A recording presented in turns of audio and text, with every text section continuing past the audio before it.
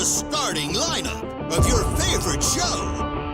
At producer, 5'11" from Blanchester, the Cow Killer, Casey McCollister.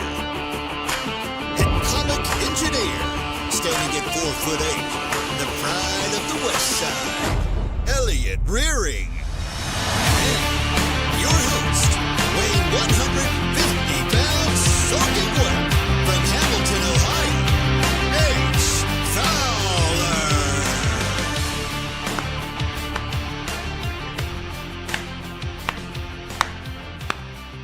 Slow clapping me into the weekend, or That's what? right.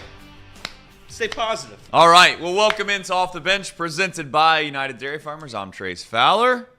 Back in the saddle today. I was out yesterday. Elliot, great job. Wow, thank you. I say great job, not knowing if you did a great job or not, to be honest. I didn't get a chance to see the show. You didn't watch any of it? Well, what happens is if you're not able to make the show, I hate to break the news to you, but what happens when you're not able to make your own show, or the show that you're supposed to be on, I should say,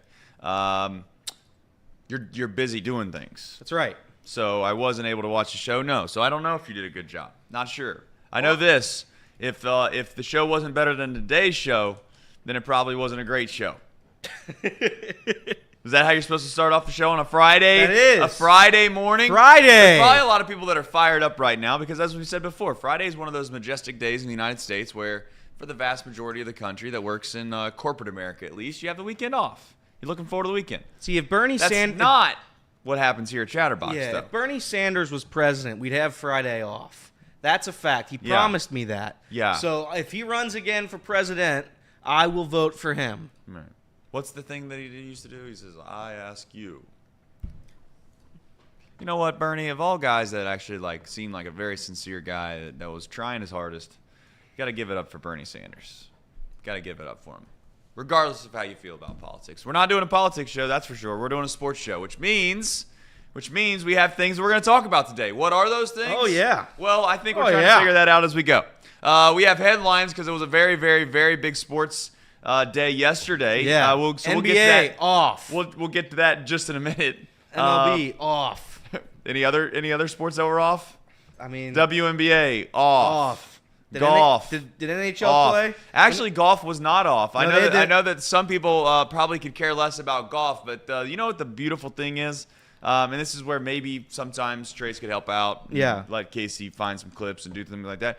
But there's a guy named Wesley Bryan, and he runs a YouTube channel called The Bryan Brothers. Free ad. No free ads, but I'm giving a free ad. No free ads. And it's pretty cool because you have this YouTube golf community filled with guys that are very good at the game of golf. You realize pretty quickly, maybe not everybody, there's some guys that think that if they get 10 years and they train every single day and they have all the money in the world, they could win the Masters. So there's those types of people. But for the vast majority of people that realize there's just so many good golfers in the world that it's quite absurd. So the Wesley brothers, they're YouTube guys. And Wesley, to be fair to him, he had a stint there that tried to play on the PGA Tour. But he did an interview yesterday, and Wesley had mentioned the reporter asked him, what's changed lately? What have you been working on in your game that's allowed you to have success? Because yesterday he shot in the low 60s. He's leading the PGA Tour tournament right now. And he said, well, actually nothing. Just been playing golf with my brothers, shooting YouTube videos. And he said, I've actually been getting beat a lot right now on YouTube. Been getting beat a lot. For those that don't know YouTube golf, they go around, they find other guys that are pretty good at the game of golf. They share channels, if you will. They try to cross-promote. So they play against each other. And Wesley Bryan had said he's been getting beat lately. And turns out he's just leading the PGA Tour. So you know what? The difference between being a professional athlete and being somebody that barely misses it is unbelievably razor thin. Now, granted, the difference between Tiger Woods, to be clear, and the guys that are obviously on mini tours is probably significantly different. Sure. But the guys that are kind of right there on the cut line, if you will, pun intended, of making the tour and doing mini tours is really not all that significant, which leads me to something else that I am excited about. Yeah. For those that don't know, we're going to go to Clover Nook here in about, about 30 days, someone like that. We're going to do a live show on Friday from Clover Nook for the Clover Nook Open. And, we're going to do Off the Bench right on the 18th hole. And we're going to try for the first time in Chatterbox history, for that matter, to do golf. We're going to try to do golf for one day. We'll see how it goes. We have no idea how ultimately it'll end up looking, but we're You know one thing we've done around here all the time and time that? again, and I say this proudly, we've always stuck our neck out there and given us a chance to fall flat on our face and make a complete mockery of what we've tried to do. We've done that numerous times. We just did it. I don't say we did it full-fledged at Prasco Park, but we kind of did. We tried something new. I think it worked out for you, though. To be clear, we worked out for us. We had didn't work out for you. To be fair, you were at third baseline for how many hours? Yeah. But we succeeded with flying colors. We didn't. Flying colors is being pretty nice, Casey. But yeah, we succeeded. I think we succeeded, though. Now here's the thing. Your whole point was that like we fell flat on our face. I don't think we fell flat on our face. I think it went pretty well. I think we're still standing. I think that there's a difference between falling flat on your face and flying colors, and maybe somewhere in the middle is where we landed, to be fair. But having said that, yeah, I think that I'm excited. My point was in this whole ramble was I was excited to see some of these guys get to play on the mini tour. For those that don't know, there's professional golfers out there that don't make the PGA Tour. It's the minor leagues, right? It's the minor leagues of golf. In Cincinnati, there's a Clover Nook Open. And, yeah, I'm excited to go out there and see how good these guys really are. You think I could win it? No. I think the better question would be, I don't know if I know we didn't know exactly what we're going to talk about today, but the first 15 minutes I did not expect it to be centered all around golf. I do have a quick question, though, for you. I'm really excited. I fully expect a really serious answer out of it. Yeah. So you see all these things every year about, would you be willing to shoot a shot from 100 yards on an island green for the chance to win $1 million, but if you miss the green, you never get to play again? Those types of questions. That's not my question, though. If I gave you a chance at the Masters, now you've seen this roaming around. I have. To put the ball as far away from the hole on every green, do you think that you could win? I know you answered that the other day. Do you genuinely think you could win? Yes or no? I think I could win. Okay. Yes. Now, I think I could win. Now, I've seen how difficult those greens are. So there's a chance like you hit a ball and it goes in the water. That's how absurd those greens are at Augusta. But saying that, when we were having this discussion earlier on, you made a good point. If you sink one, or maybe even you get a 2 on a par 5, right? It makes all the right. difference. So you do think that you could? Yeah. Now, my next question to follow up on that, because I know we already talked about that, is this: if I gave you the chance to be 40 yards and in on this Clover Nook tournament, do you think you'd win? No. Okay, because that's a good question. Because I'd chunk it. And if I could do a Texas wedge from 40 yards every time, then I could win it. Maybe you could. We'll find out. All right, but more importantly, we have the NFL draft. We have buy or sell on a Friday. What a treat that is! And we also have the ability to call in today. We have the ability to call in. Why? Well, I think that's what sometimes you do when you're not exactly sure what the folks want to talk about. So you let the folks dictate what you'd like to talk about. I'm sure the chat's popping, and they're It is they're popping. probably I can't see them. I'm flying blind right now. I'm sure that they're loving the golf talk. But headlines in a very serious sports day. Elly Rearing. What do you have for us? You didn't watch the show yesterday? No, I did not. So I interviewed. I brought on Craig, a good friend of the program. Yeah. And Craig came on. And I said, "Hey, Craig," and I bring on Craig or Nick Kirby because they're the positive side of Reds Twitter. You're trying to get a yin and a yang. Yeah, here. I'm the negative. They're the positive. I try to intertwine. I said, "Hey, Craig, the Reds are about to play the Angels. The Angels aren't a great team. They're certainly one of the teams in Major League Baseball." And I said, "Hey, Craig, do you expect, or can you give me a series prediction win here? Can you predict the Reds to win?" And he looked at me straight faced and he said, "No, I don't think the Reds are winning this series." So that's what I have to look forward to: a Reds series loss, according to Craig yesterday. But they did not lose yesterday because they did not play. So shout out to the Reds. They remained 500 after a no-game Thursday. Cam Collier, though. I do have a clip of this. He hit 2 home runs. 2 home runs. He's hitting .330 on the year. He's hit 5 for the season. He drove in 4. The Dragons lost. I don't think results really matter when it comes to the minor leagues. But Cam Collier, look at this. Look at this guy sail this out of the park. Boom. See ya. That is a Stantonian blast. Look at it go. You love that Stantonian call. That's been my favorite call ever. I mean, the ball couldn't have been more of a single. Look at the lights, man. Dayton is just Dayton's in it. That's not Dayton. That's somewhere else. That's Dayton. No, is that Dayton? It is Dayton. That's Dayton.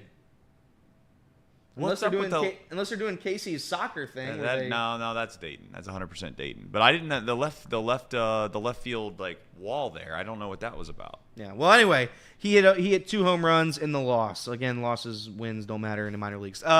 Luis May, I believe this is how we're going to pronounce this name. Luis May. Luis May, yeah. He fired off a 103-mile-per-hour fastball to break the record for the Dragons last night as well. Another exciting feat. Yeah, and who do you think exactly he broke the record from? Who owned that record before him? I'm going to bet Hunter Green.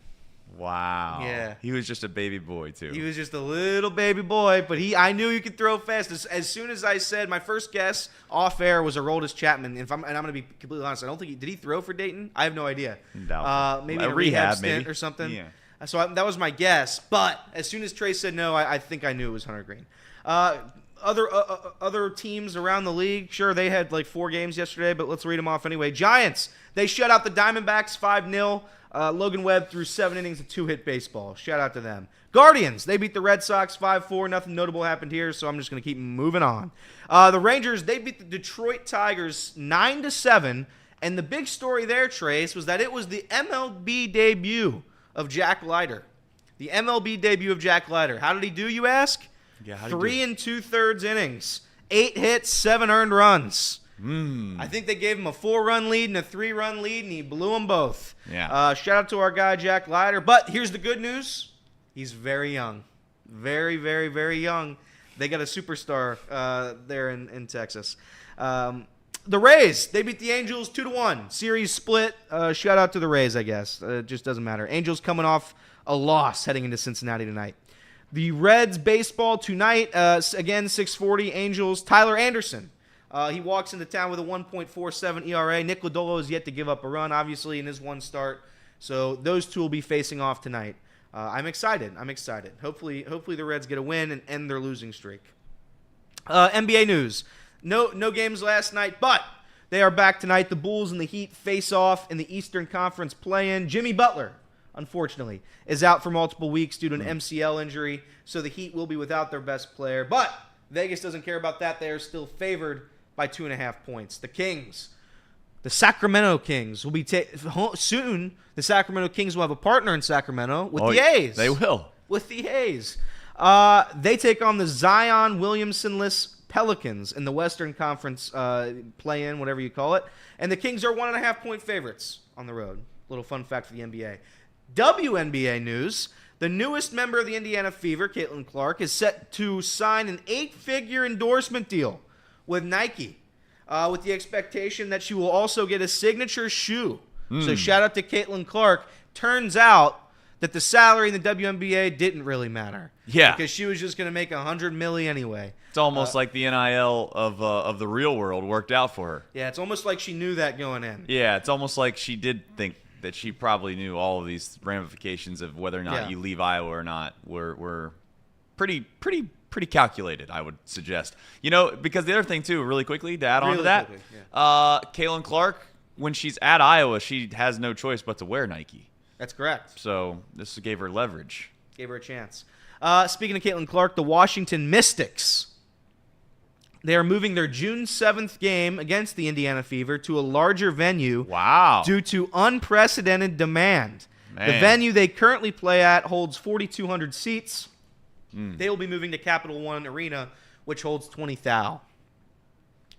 Again, this is the Caitlin Clark effect. I'll tell you what, I got a really, really, really big time and good question that we're going to talk about right after this on 1410 Wing M. The best segment that we're going to have today.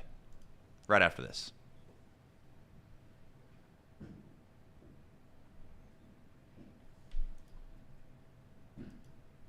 All right, welcome back into a Friday edition. A lovely Friday edition. For those that are counting the hours right now, there's only maybe 3-4 hours left for most people until they are going to start enjoying their life significantly.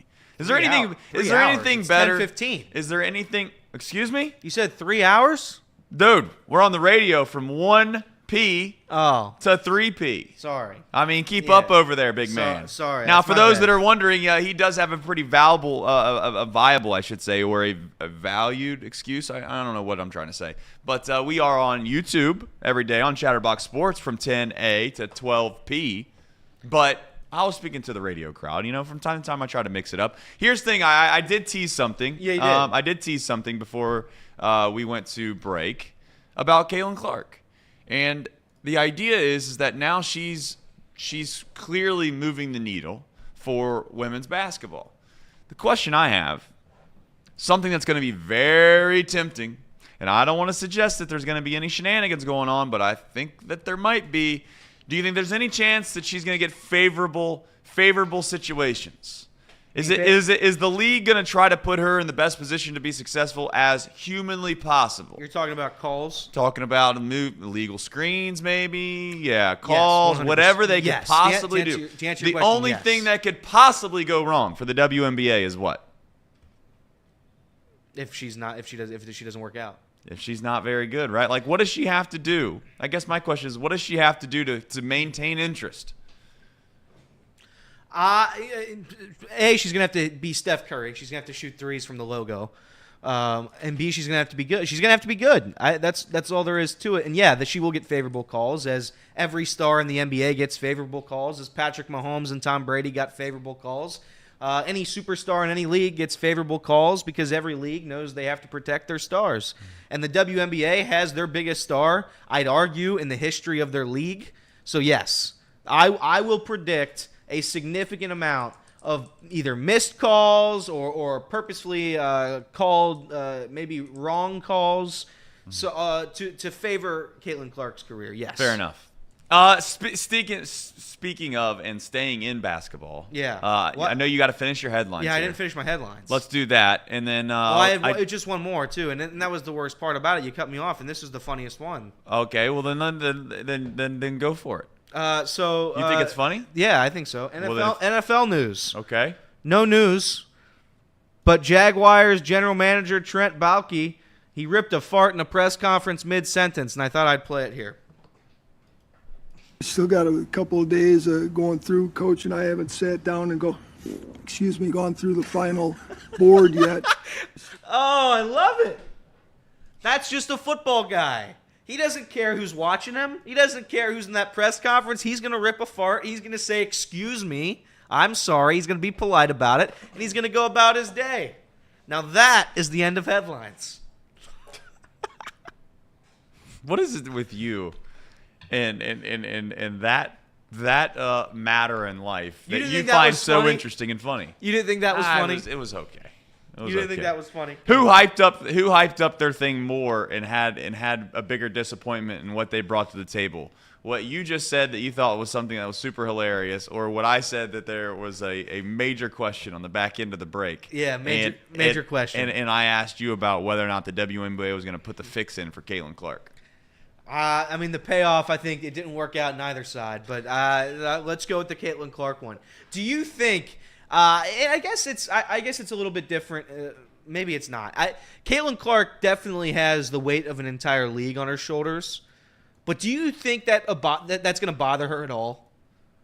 Like every story in the WNBA has nothing to do with any of the teams, any of the players. There's one player that only everybody cares about, and that's Caitlin Clark. Do you think that's going to affect her at all? There's no doubt she's going to have the most pressure on her in the entire league. The only way that there needs to be a villain story. There needs to be a villain story, and I think that they have one. And I don't know enough about the WNBA to know, but is Diana Taurasi still playing? No idea. Okay, well, if she's still playing, then I think what they could do is they could start to build up. The crazy thing, we always talk about sports being entertainment. Nobody does entertainment better than the WWE. Imagine, right. I mean, in all honesty, I mean that sincerely. No one does entertainment better than the WWE. We all know it's fake. If you don't know it's fake, it's fake. It is completely scripted. And the idea that they can sell out Jerry's World in Dallas for their WrestleManias, I mean, proves that quite frankly, they can find ways to entertain you, even though you know it's not realistic or real. Yeah. That is what the WNBA needs to find a way to do, is make this thing entertaining. And I think the best way is to have a villain. That villain could certainly be somebody that appears to be, maybe not even appears to be, maybe they're genuinely jealous and or suggest that Caitlin Clark isn't very good. Then you have your Angel Reese. You have your Angel Reese situation with Caitlin Clark in college, but in the WNBA now.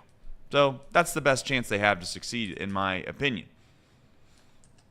Other than that, I don't think, ever just asked in the chat, is there any chance she isn't good? I think that there's a chance.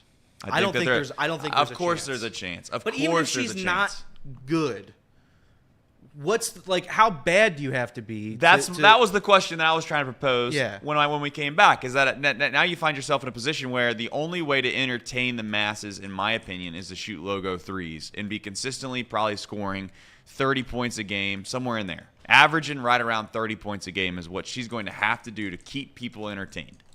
And I know this sounds crazy, but I just have a semblance of a feeling that the league, and maybe I'm wrong, this league is desperate for attention. Let's face it. I have a feeling, not that they can fix it and make her be able to shoot the ball in the basket or anything like that, but I just have a hard time believing that they're going to be like, hey, let's put somebody that's the best defensive player in the world on her and just clamp her down every single game. At some point, it's like, hey, it's probably in the best interest for all of us to where from time to time, now I know it sounds crazy to say because it sounds like I'm a conspiracy theorist or something like that. I'm not. I'm just saying that it would be terrible for their league if she wasn't good, and I think that there's definitely a chance of that. You don't think there's a chance? I know there's a chance. I don't think there's a chance, and when I say that, I think there's a chance she, like maybe she shoots Kobe type numbers where she's shooting like 30%. She's putting up 90 shots. There's people a game. that are absolutely pissed right now that you just put Caitlin Clark and Kobe. Well, the style of, I'm not comparing her to Kobe Bryant. I'm comparing her to the style that Kobe played and which he fired up legit 45 shots a game. She is absolutely going to do that, and some nights she's going to shoot 7 for 45, and on ESPN the next day you will see that Caitlin Clark shot 7 for 45, and it'll be this big story, and then Stephen A. Smith will bring on Skip Bayless, and they'll have a debate for old time's sake. Is Caitlin Clark not the GOAT of women's sports? Fair enough. And I'll stop the conversation right there, just largely because I honestly, here's the thing. This is all due respect. I have two more thoughts on this. One is I don't think that many people care. I genuinely don't think they care to talk. Put it this way: to talk in length about the WNBA. I think we're going to care, or there's going to be the masses that are going to care about the way she plays. But I don't think that I just don't think people care about the health of the WNBA for the most part. I hate to say that, but that's what I think is the overarching thought of many people that watch sports. Thoughts, Casey? The only thing I wanted to add to that is the only way that you get that to where people start to care and want to talk about it more in depth and at length is to find more Caitlin Clarks, more Angel Reeses, to create those storylines and those rivalries, because that's what really the NBA is all about, is the KD versus LeBron, Steph Curry, and KD. And maybe with all due respect, the level of play. I'm just saying, like, with all due respect, there's people watch things that they can't do. That's why you watch. You watch because you're watching someone else do something that you can't do. Some people always ask, like, why do people watch people play video games, right? Like, when that first came out and there was people streaming and you had of all the, I'm not going to get into the names of all the people because I'll miss somebody and then it'll have people hating me for not mentioning a streamer. But there was obviously Twitch became incredibly big. And the reason people watch people play video games more times than not is, one, yes, they're entertaining, but more importantly, most of the successful streamers play the game at a higher level and or are better than everyone else that they've ever seen before. We do the same thing with sports. It's the same concept. The same psychological structure and breakdown of why people watch people play video games is the same reason as to why we watch sports. And I'm not trying to be disrespectful to the WNBA, but the reality is that the reason many people watch the NBA is because they see guys do things on the basketball floor that they know that they're never capable of doing, and they know that there's not many other people in the world that they're capable of doing that. And I'm going to say something that's maybe people will take the wrong way, and I don't mean it that way, but when I watch Angel Reese play basketball, with all due respect, and I know people are going to hate me for it, I could go down to the men's league, a good men's league, and I can watch the same style of play. I could watch the same high level of play. And I'd argue maybe even better. So that's part of the problem, is that unfortunately the athleticism only goes to a certain level, and then you're going to have some people that don't want to watch because of that. And I got to be honest, I don't care enough about this to talk extremely long about it, but I do know there's other topics today. Is there any final parting thoughts that you want before I absolutely throw a bunch of shade at the WNBA? And I don't mean it that way, but that's the truth. I just tell it how I see it. I think Casey brought up a good point with that. The only way that people are going to start to care is if in the women's college game, these girls stay for 4 years and they develop into superstars, whether that be via social media or what have you. I think women's college basketball, and I thought Kinner and Kev brought up a decent topic yesterday where they were saying that the women's game is in a better place than the men's game. Maybe not because of the style of play, but because you're able to market your stars in women's college basketball because they're going to stay there longer than a year. And before they go right to the NBA draft, women's college basketball, those girls legit stay there for their entire college career, and then they go to the WNBA if they're good enough. And I think that's different. So that's where I think there's a chance. And there's a chance this is the beginning of a new league, a new final. Okay, fair. Final question I have. Chat poll question of the day. Caitlin Clark is selling out arenas right now. Right, I think that I heard the get-in price now. They're going to move the game, but the get-in price just the other day on all the different ticket outlets was upwards of like $300 for the first game. How long into the season? We could just do it 4 options, right? First week, halfway through, call it 3/4, full season. How long until the games aren't, for lack of a better term, 80% full? For Caitlin Clark. Yeah, for Caitlin How many Clark. games do they get? It's less. So let me look up the total games real I quick. think they only play like 40. That's what I thought. I thought it was 40 games. And if it's 40 games, every Yeah. single game by the Fever is sold out. Okay. Every single game. Now, will the opponents' arenas sell out? I don't know. I think that will wear off eventually. But as of right now, when LeBron comes to town, again, not comparing her to LeBron James, I'm just doing it because essentially she is the LeBron James of this sport as of this very second. All the eyeballs are on her. But saying that, when LeBron comes to town, you're buying tickets. That's a fact. When LeBron James comes to play the Indiana Pacers, that arena sells out because it's LeBron James coming to town. You're right. So, will arenas still Steph sell Curry out? as well. Steph Curry's. Will arenas sell out for Caitlin Clark? Yes. I do believe for this season at least, they will most games that Caitlin Clark plays in will be sold out or near full capacity. Yeah, I do believe that. Fair enough. I guess the worst case scenario for the WNBA, I wouldn't even argue, would be that she struggles a little bit. It would be that she unfortunately were to get hurt, which obviously nobody's rooting for. But I'm If just that saying, happens, that would be tough. Well, I would say that's probably the worst case scenario for the WNBA. So we shall find out. All right, when we come back, we're going to talk about the Reds. They play the Angels this weekend. Casey's going to the game on Sunday, which I think is also the 21st. He told me when he walked in, he's like, I'm going to the game on the 21st, Trace. I was like, you're going to the 21st. I'm doing the math in my head. I'm like, so you're going Sunday? He said, yeah, I'm going Sunday. So we'll talk about that series right after this on 1410 Wing AM.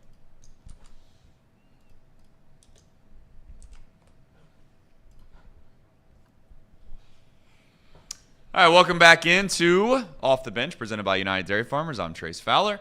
All right, fellas, we have the Reds, who feel like a dumpster fire right now, for being completely honest. I love that. I saw Nick Kirby's video this morning. I think it was basically that the Reds are 9-9, that everything's okay. And now you're saying you're doing the opposite. You're doing my bit, and you're saying the season's over again. I did not say the season's over. Well, I you're said calling they're them a dumpster fire. right now. They are. If you call them a dumpster fire, I feel like that's almost implying that the season doesn't have a whole lot of hope. That's not true at all. See, now the difference is I think that in life there could be short stints to where you have a little bit of a rough patch, but it doesn't mean that your whole life's a failure. It doesn't mean that you can't have success later. I'm just saying that right now, You ever had those days? We've all had those days where you spill your coffee in the morning. You get out to your car later that day. You realize you got a flat tire on the way home, and then when you go to fix the flat tire, you rough up your knuckles trying to fix the tire, and you're bleeding all over the place. And I then, have AAA. I wouldn't be doing that. Well, myself. I wouldn't. It doesn't shock me that a guy like you has never touched a wrench in his life. But having said that, you know, then you go home and you can't fall asleep, and I don't know, maybe you got a critter in the house. It never goes right for you. That's where the Reds are right now. Man, I hope. Have you had a day like that? I don't know if You've I've had a day where you've had to change your tire. I don't know, but I've had a day. I'll tell you. What critter was in your house? Let me give you a better analogy. All right, you know, please. let's just say, for instance, you started off a day and you thought, man, you know what? I'm gonna go and I am gonna play some Arizona golf and I'm just gonna enjoy my life. I'm just gonna go play this beautiful course. I'm gonna get there. We're going to lounge around, relax, and get back home later in the evening, maybe get some in and out at some point. You just enjoy your life, and then you realize, like, halfway through the day that that's just not what's in store for you. Oh, no. Is that not fair? Yeah, I mean, yeah. Yeah. Why are you so flustered over there? By the way, that day wasn't good because you look excellent. I don't know. What did you do there? I know for the folks on the radio, folks on the radio have no clue what you look like. And maybe that's best for them. I don't know. Sure. But my point to you is you look great. Well, I see. Again, I have an event tonight. No free ads. No free ads. But I'll be going to the Elder Sports Stag tonight. Gotcha. So you got to clean up for that. So I had to look nice. Hell with being on looking good for being on the internet every day. Listen. When you're on the radio, you're not even on the internet. You're on the radio. So nobody have to look up. You don't have to look nice for the radio. Yeah. But yeah, tonight I'm going to the Elder Sports Stag, where the new head coach of the Louisville men's basketball program, Pat Kelsey, will be speaking. That's very fun. I will say this, and I'm sure I'll get back to a very serious sports topic in a second. Right. I was put. There's a guy that works at Elder, and my dad. If those of you who don't know, he works at Elder. And there's a guy in his office. His name's Mr. Bill. I'm gonna give a shout out to Mr. Bill. Mr. Bill put me on the VIP list tonight. So there's a lot of decent big names coming tonight. You know, I don't want to spoil it for everybody, so I won't say the names. But there's a big names, and then I got the email saying, "Look, this is where you are." I'm like, I mean, this has got to be a joke. I'm like a what's the letter after F, Casey? A B C D E F G. I'm a G-list celebrity, and I'm next to some of these big names. I'm like, okay, maybe I got to put on a nice little collared shirt. So that's the reason for this. Yeah, you look great. Wow, I do wonder though, what took you so long to get your hair cut like that? What do you mean? Well, what I mean by it is that you look fantastic, but so you're saying the haircut previous to this one was not good. Well, I don't think there was a haircut previous to that one. That's the problem. Okay, so that's what this is. I listen. I take my time getting my hair cut. My hair grows very fast. I have a lot of hair, and I'm not ashamed of it. I have a lot of beautiful hair on my head. Some people bald very early on in life. Take a look at Reed. No disrespect. I'm sitting here, and look, my hair grows rapidly at a rapid pace, so it needs a haircut like once every 3 weeks. And I'm like, I'm not going to do that. I'll let it grow for 2 months. I'll see how it looks. And yeah, should I get it cut more often? Yeah, I probably should. But that's what it is to have good hair. I'm sorry. I'm sorry about it. When we do apologize, I'm sorry. If you're going to apologize to anyone, I think I will say this. I've been starting to see TikTok comments, and they're making me laugh. Because Nick Kirby, I love Nick Kirby, he posts the clips of me, and the hair before this was very long. And the comments aren't even hate about what I have to say anymore. They're just, is this kid wearing a wig? Is that hair can't be real? And look, I take that as a compliment. Thank you very, very much. Gotcha. Well, I don't know if you should, but that's here and we're there. Now, we have people in the chat, and I'm sure some folks that are listening on 1410 Wing AM right now, maybe if they still are listening to this, what is a beautiful show on a Friday of Off the Bench, is we're supposed to be Cincinnati Sports Talk, Elliot. We're supposed to be a very, very what serious... What happened last night in Cincinnati sports? We're supposed to be a very, very serious sports talk show. So what I think we should do now is we should preview the Reds series. They play the Angels. Now, the question is ultimately, what do you make of the Reds right now? And this is a part of the season where you're just treading water, and I would suggest right now with the Reds, I don't know if you could even call it really treading water as much as it is just drowning. Hopefully, we can drown a little slower, because ultimately, you can say whatever you want. you take a step back from it all, and I don't want to sound like a overly pessimistic person, but in fact, what I'm going to say I think is optimistic. This young Reds core that come up last year and resurrected a season that started with the likes of the names of Jason Vossler and Kevin Newman and Henry Ramos and who else? What other bums were on this roster last year? There were plenty of them. Luis Sessa was starting the year. I think he was like the 3 or 4 man on the totem pole there as a starting pitching. We had Luke Dreamweaver throw what seemed like the most consistent starts of the year. And by consistent, I mean he was consistently bad. So at the end of the day, I do take a step back and I think to myself, wow, we've come a long way since last year. And last year was a smashing success. And the reason it was a smashing success was because a lot of the young guys came up and they played over their heads and or they played maybe to their level of capability, and they're good players. But the truth is that as much as we talked about this team having depth, the reality is that I don't think there's not a single team in Major League Baseball that has a significant amount of depth, and then couple that with the fact of having expectations of being a playoff or a successful playoff-bound team. You can pick any team in Major League Baseball. You can even take the Dodgers. And I know some people will crush me for saying this, but you can take the Dodgers. You take the Dodgers' 2 or 3 best players off their team from a position player standpoint, and they're nowhere near as good as they were as good as what you thought they were going to be. Take a look at the Dodgers last year.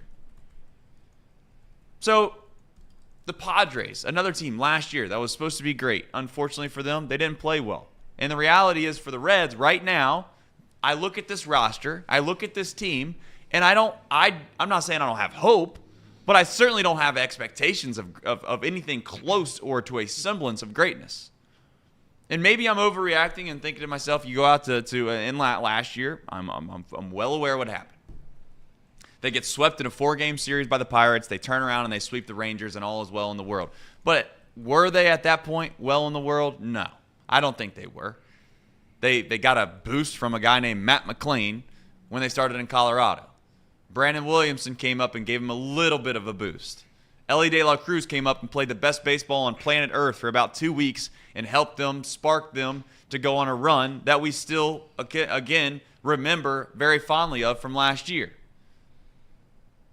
Is that duplicatable? I don't know. I would venture to say I doubt it. But Noelvi Marte being out, Matt McLean being out, and TJ Friedl being out, at some point I think inevitably is going to catch up to this Reds team. And we'll find out ultimately when they come back, will they be the same player or not. But Matt McLean, probably out for the season. TJ Friedl, couple weeks. Yeah, that would be tough. And Noelvi Marte, for all intents and purposes, maybe he comes back and plays well, but then you don't have him for the postseason if they're able to make the postseason. And to be honest, if they make the postseason, then at this point, I'll take it. If it means we can't have, let's just say Noelvi comes back, he's the best player on planet Earth, and the Reds are pretty low in regards to their depth, and he has to play, then I'll still take it. I'll take not having Noelvi Marte for a short interim amount of baseball if it means they make the postseason. But my main point to all of this is I don't think we should be shocked. And my bigger point, maybe from an optimistic or positive standpoint, is that is well, I don't say the expectations. Vegas told us this team was an 80-win team, right? Now I also know Vegas was wrong last year. We were supposed to win 64.5 games, and I keep bringing up the half because I don't want to be disrespectful on one side of the aisle there. But 64.5 games, and they won 80 plus. So fair enough. Maybe you could say Vegas isn't always right, but they're supposed to win 80 games this year with those 3 guys. They don't have those 3 guys, and now we're going to sit around here and scratch our heads and wonder maybe why they're going to struggle from time to time. I don't think the evidence is clear to me that this team, I don't want to say they're average, but without those 3 guys, they certainly seem closer to average than we'd all like to admit. Yeah? Yeah. And again, I'm not gonna say that the Reds are drowning yet. We're not there just yet. 9-9. I've mentioned this earlier on in the week. I mention it every time. The schedule's about to get brutal. And you have to take some of these series. Getting swept like they got swept against the Mariners isn't ideal. And I saw a stat yesterday, if I can pull it up real quick. It's not even that. Okay, can I say something really fast? Well, I think the Mariners had 3 good arms going. Sure. To be fair, okay, and I also say like I said before the series I wanted how many wins? 1. The only pushback I have to this whole take of it's the end. I don't even think that the Mariners are that big of a deal getting swept. It's the manner in which they got swept.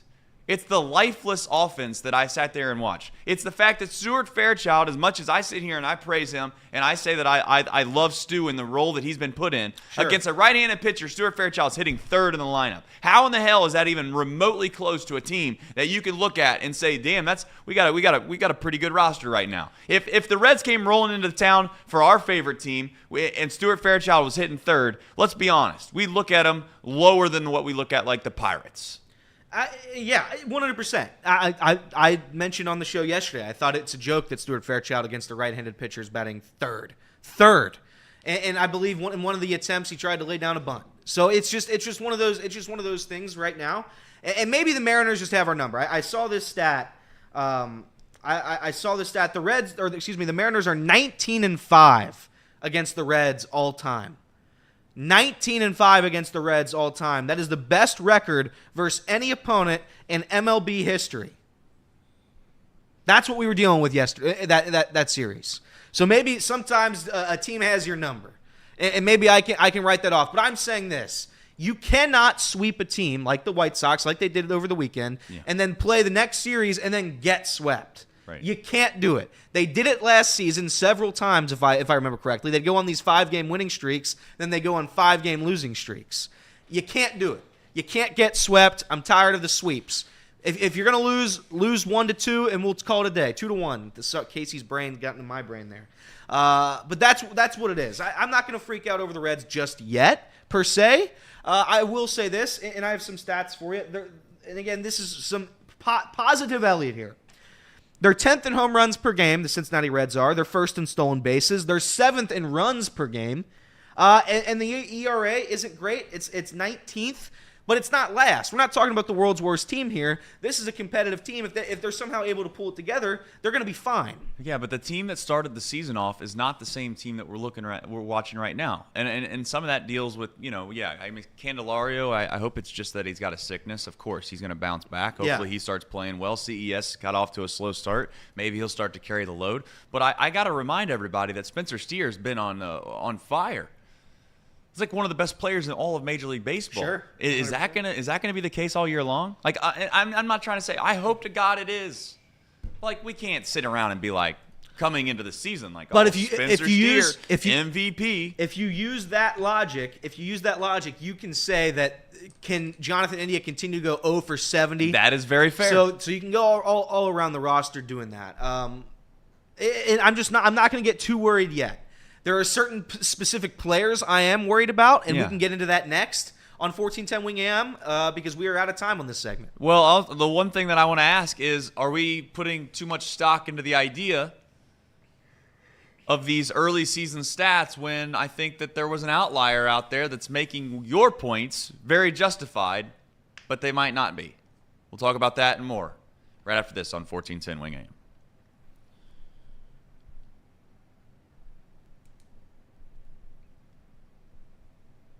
All right, welcome back into Off the Bench, presented by United Dairy Farmers. Dairy Farmers. And You ever been to a farm? Yes. I've been down on the farm, too. I don't know if I've ever been to a farm. No free ads. No free ads. I don't know if I've ever been to a farm. Really? A real farm. How is Like that I've been possible? I've driven How is past that even farms. possible? I've never been inside one. You've never been to a farm. No, I don't think so. That's absurd. I don't think so. That's absurd. Have you ever? I just don't understand how it's even possible. Like I've seen barn animals. You've seen them. Have you ever touched one? Like a cow? Yeah. No, I've never touched a cow or any of the other, like a pig. I've never. So you never just like no field trips, no nothing, just Never been to a petting farm. zoo, nothing I've been like that. no, I don't think so. Wow. I don't think I've ever been. I've seen the only pig I've ever seen is on Rapid Run Drive on the west side of Cincinnati. Shout out to Rapid Run Drive. There was a house just on a residential neighborhood that had a pig. Fair enough. So I've never been to a farm. Yeah. City Speaking of pigs, the the Reds right now are in a situation where I just don't think they're very good. at this very moment. The current iteration of the Cincinnati Reds, I'm afraid, is just not a very good club. Now, having said that, if Jameer bounces back, he starts playing well, I'll change my mind. But based off what I've seen so far, I am slightly concerned, would be the right phrase to use here. I had something before break, and my brain is currently in a pretzel to where I can't remember exactly what I teased. Yeah, okay, I know what it was. The outlier that you continue to use here, which is, the Reds are 10th in this, 10th in this. Their offense isn't that bad. Okay, they played the White Sox and absolutely drilled them. True. Drilled them. True. I'd love to know what those stats are, and I know you probably can't do it on the fly, and that's perfectly fine, but I'd love to know what those stats or the statistics were if you backed out the series against the White Sox. Now, I know people are going to be like, oh, well, you can't do that. You can't start. Well, I mean, let's be honest. The White Sox, quite frankly, are the worst team in Major League Baseball. And I do agree that it's tough to watch your team go and take advantage of a series like that and then give it all right back. It's like you made a great play in basketball, and then it's like you ran a perfect set in basketball. You ran all 32 of the 35 seconds of the shot clock in basketball and got a layup. And then the other team just inbounds the ball, fires it all the way down the floor. You didn't get back on defense, and they lay the ball in like 6 seconds. You're like, oh, that was great. But at the same time, you have to count it. You can't just ignore that series, because if you ignore that series, you can ignore the series against the Mets, where again you faced great pitching and a team that right now is one of the hottest teams in Major League Baseball, and you didn't play well. You didn't play well against the Mariners right now, but the Mariners have three great have three great pitchers that we faced. So at the end, it all goes in a big circle here. Everything has a correlating stat. So I'm just going to try to use the ones that I have available to me and move on from there. But speaking of that, I think do you want to do a buy or sell real quick? Yeah. Let's if do it's a buy on the segment list, it's on the segment list. It's on the segment list. So buy or sell. Buy or sell. Also, we do have Collins open, Casey. Is that correct? Yeah, I just opened them. He opened them. So if you would like to call, and again, this is interesting. Radio people, unfortunately, you may not call in, but the people watching the YouTube show right now may call in. It's just unfortunately the way we have our phones operated. So that is how we do it. Let me get to my little buy or sell sheet, and off we will go. So let me get this straight. Just let me get this straight. Sometimes I do wonder about the brains in this room. You looked at me and you said, "You ready for a buy or sell?" And I looked at you and I said, "I'm ready for a buy or sell." Yeah. So then I said, "All right, buy or sell." And then you go over there and you're just pecking away on your keyboard for like 15 seconds trying to figure out where your buy or sell sheet is. Yes. Is that what just happened? Well, yes. Did you ever think about maybe just having that queued up before you said, "Hey, do you want to do buy or sell?" Nope. All right. I was ready to roll. Just a thought. Was ready. It's all here. The answers to my questions are here. Buy or sell. I just got to find them. Topic number 1. Jonathan India. Trey said I don't slander Jonathan India because I only say nice things about him. Jonathan India needs a day off. Buy or sell? No, we can't have a day off. There's not enough guys on this roster right now that can just get days off. This team's not good enough to get days off if you're healthy and you're able to play. That's where, I don't know what happened in Seattle. It's similar to the Sunday in Oakland, but I don't get the concept of guys, getting days off when, unfortunately, you're already banged up. The depth is not very, very, very deep right now. I would agree with you. Jonathan India does not need a day off because he just got a day off yesterday. Correct. But if he continues to be 0 for 30, then we're going to have a different conversation. So as of right now, no, because to be quite honest, we don't have another warm body that can take his place. And that's with all due respect to some of the guys on our bench right now. But we do, Trey, sorry to interrupt this buy or sell. We do have a call-in. Okay. Casey? Yep, just give me 1 second. Pulling them in. Go ahead, Trace. All right. We're going to try this out. I'm going to do my best without putting my headset on. But caller, what's your name? Where are you calling from? It's Mr. Mo. I'm calling from Hillsboro, Ohio. How you doing? Mo, I'm about to put my headset on. That's just the way it's going to go. At some point, we'll figure out how to get some audio in here without putting headsets on. But I think you just got accused of being me, by the way. So this is going to be pretty what would be impressive to be able to be two people at one time here. Oh, yeah? Thoughts? I just have a quick question. At what point are we allowed to start blaming David Bell for some things? Now, I'm not on the fire David Bell train. No, I'm not on the fire David Bell train before we get All right. Hold on. Can I ask Don't- my question? Dang. Hey, listen, Mr. Mo, I'm going to give you some quick advice here. One, first and foremost, you just power through Elliot. When Elliot starts talking, you just don't listen. That's advice number one. So go ahead. That's fair. But, like, we always like to complain about how the team's playing and fundamentals and all this stuff, but at the same time, people like Elliot like to say that coaching doesn't matter. But, like, at what point are we allowed to start blaming or at least putting some blame on the man in charge?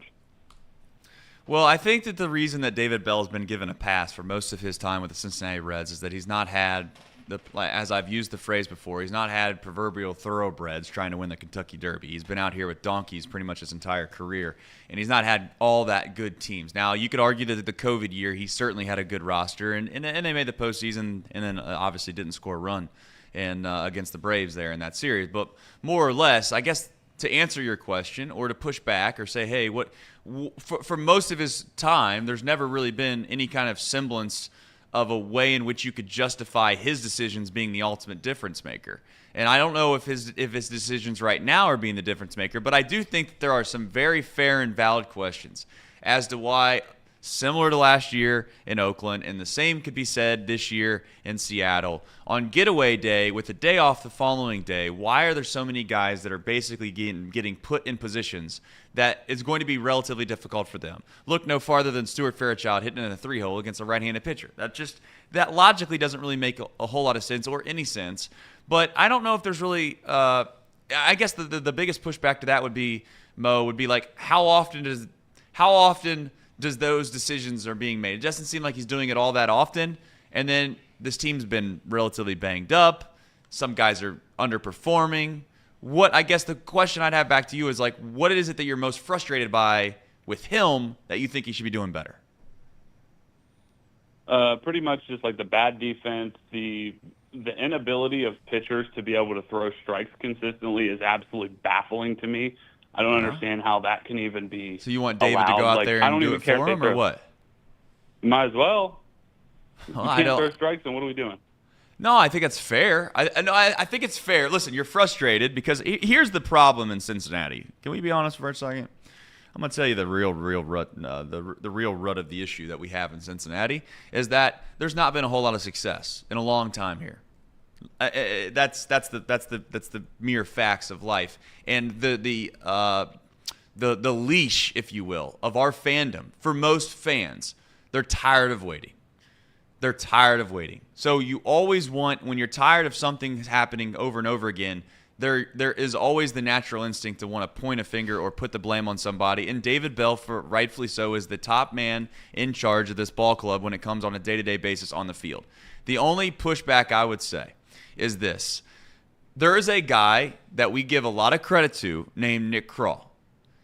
The only thing I would say is, if we're going to get on David Bell, I also think that there's a semblance of blame that goes around with Nick Krall when it comes to perhaps some of the issues that we have from a depth perspective the last, maybe call it, couple of years. But to be fair, the counter argument to that is you could say that, hey, you got to give a little bit of time for Nick Krall to let some of these young guys to get all the way up here, and then we'll talk about depth.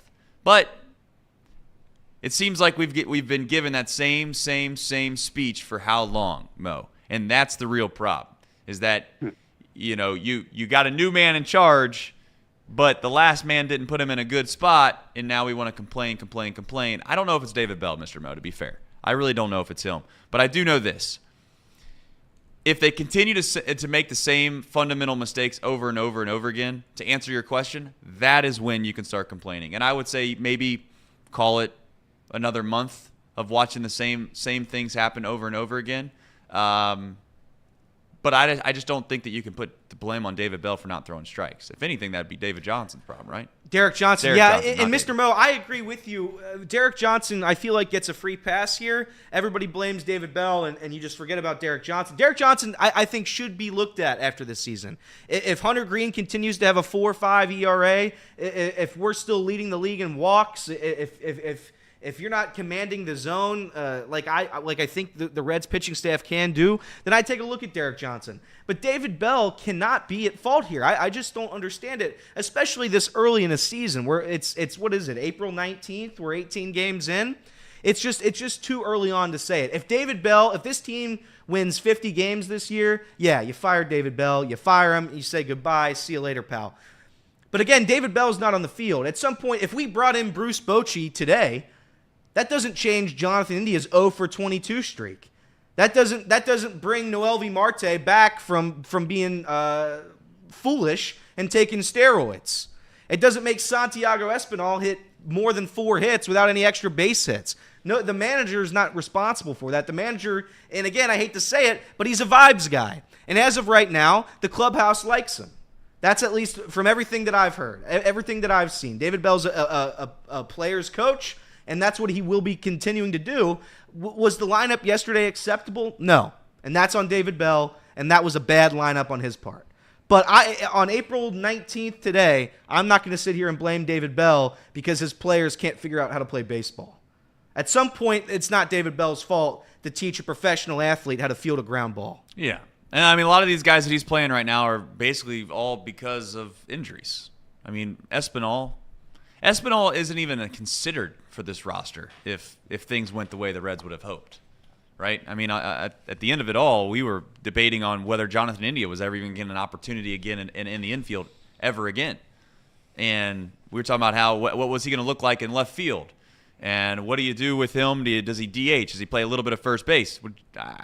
Here we are again. Jonathan India slotted in at second base every single day. That's not David Bell's fault, to be fair. Any final parting thoughts, Mr. Mo?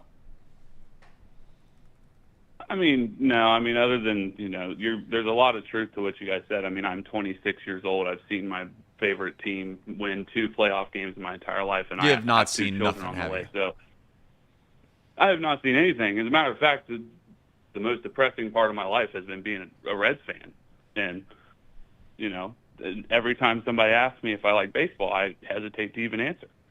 And that's a fair gripe. As somebody who is as a negative fan, and again, I bring up the stat because I have to, and you just brought it up. When you're the only franchise to not advance in the postseason in 25 years, it's tough. It's tough, and I can't defend that. 100%, and I would also add in the fact that this is a fan base that cares more than I don't want to say a vast majority of the fan bases because I don't know all the fan bases, but there's no doubt that Cincinnati fandom, when it comes to baseball, you would like to think has been starved based off of the amount that they care. I mean, for all intents and purposes, if you live in Miami, nobody cares about baseball. So, all right, when we come back, we'll have some more call-ins. We'll also talk NFL draft. And we'll also have maybe your buy and sell segment that you eventually get to do. Correct. We'll find out if we get there. That and more on 1410 Wing AM. All right, we have. Do we have calls? One more. Yep, all right, let's do the calls, and then we'll do our ads, and then we'll come back to the radio later. Wait. You want to come back to the radio now, right? No. You don't want to do radio now. No. Okay. Yeah. Let's do our show. All right. Caller, what's your name? Where are you calling from? Hello, fellas. It's PB's Ghost. Oh! PB's Ghost. Oh! Can you settle it once I wanted and for to all? call Is in that and- Paul Brown? That is Paul Brown, All right. All the right. greatest ever. Fair enough. First off, I wanted to call in and compliment Elliot on his haircut. He must have gotten a chill since he's wearing 5 shirts today. Yeah. Thank you. Yes, I did. Trace, I think you're being a little curmudgeonly on the Reds. It's early. What word did you just use? Candelario. Curmudgeonly. What word did you just use? Curmudgeonly. Man, You are a bit of a curmudgeon. I'm about to. Could you give me a definition of that? Can you get? Curmudgeonly means- You don't need to do that. I'll let Elly pull it up, and he can give this definition towards the end of the call. But what? Go ahead. You're saying I'm being curmudgeonly, or something like that. I don't know. That's a big word for me. Yeah, well, with India, he's still playing with the results of being banged on that hand with that pitch. Yeah. I don't expect him to hit right now, but he's playing through an injury. Candelario was supposed to be a bit player. You're starting Stuart Fairchild in center field, which is a guy that probably should be in AAA. Once Friedel comes back, I think that the team will play a little better. I don't think anyone expects them to go to the World Series, especially with a young team like this and the way that Hunter Green is unable to get through 4 innings. But I think we're being a little down on the team early. I think that you've got a bunch of guys hitting in the 180s and 200s. That'll change as the weather gets warmer. So I guess obviously until I get the definition of curmudgeonly, I'll have to figure out whether Would you like to know it right now? Yeah, please. So curmudgeon is a bad-tempered person, especially an old one. Fair enough. Well, I'll take that. I am bad-tempered. When I watch my favorite team score 5 runs, you can count them. That's 5 runs, I think, in 3 baseball games, and they look lifeless out there. You had just mentioned we have a bunch of guys hitting a $180 at best. I guess my question back to you, PB, would be this: what should the expectations be? You had mentioned you think when TJ Friedel comes back that's actually going to help, but how much does that actually help? Because Stuart Fairchild, for all intents and purposes, for the most part, you had mentioned he's supposed to be in AAA, but he's been one of the better performers on this team so far. Jeimer Candelario did not sign. To be fair to you, I didn't know if I heard you say bench. Did you say he was going to be kind of a bench guy, or what did you say? He was going to be kind of a utility guy. The way I understood it, he was going to play some third, he was going to play some first, he was going to play some second. I don't believe he was expected to start at third with Marte being in the lineup. No, but he was expected to start. He was expected to start a lot. He was going to be an everyday player. You don't sign for that much money if you're not going to be an everyday player. And I don't have any problem with the way he's playing defense. So where he's playing in the field means little to nothing to me. It's the fact that he couldn't hit water if he fell off a boat. That's the real problem. You got another guy in CES that we hope was going to, as I mentioned, obviously I had high hopes for CES, but the reality is that he was one of the worst hitting first basemen in the entire league for a few weeks. And I get that it's a long season, PB, but all of these games, we do the same song and dance all the time, and I'm not trying to sound the alarm or anything along those lines, but last year this team started, 7-15? Everybody keeps bringing that up. Oh, it can get better, it can get better. The reason it got better, PB, is because they went on a 12-game winning streak. They played over their heads. It's almost like I went down to the casino and we're down like $25,000 at the casino, and I keep telling everybody, don't worry, everybody. When I was down here last year, in the 6th hour that I was here, I hit the jackpot and we won money. Don't worry, it'll happen. We'll just keep playing. We'll just keep digging holes and digging holes. Now I also understand that we're 500, but I'm just looking at the play this past series, and I'm just saying to myself, I'm trying to be realistic and saying that I don't know how good this team is. Are you suggesting that you think that's unfair to say? To be clear? No, I agree with you. I agree with you that I don't think we know how good this team is. I think that the expectations have been a little bit too high. That's fair. Because I don't expect them to win the division, especially with the current makeup of the lineup. Even if Marte comes back and you play him, he can't play in the postseason, even if they go on some winning streak because of he jumpstarts something in the lineup. The best player in the lineup right now is Spencer Steer, and I've got issues sometimes with the way that David Bell sets the lineup. I mean, I would be batting Steer behind CES every daggone day because he's protection. Would you rather pitch? Okay, you're going to pitch to CES, but you've got Steer behind him. Sometimes I just don't see why he's got Steer hitting in the 7-hole. Your best daggone hitter, you're batting him 7th. I think I'm not a fire David Bell guy.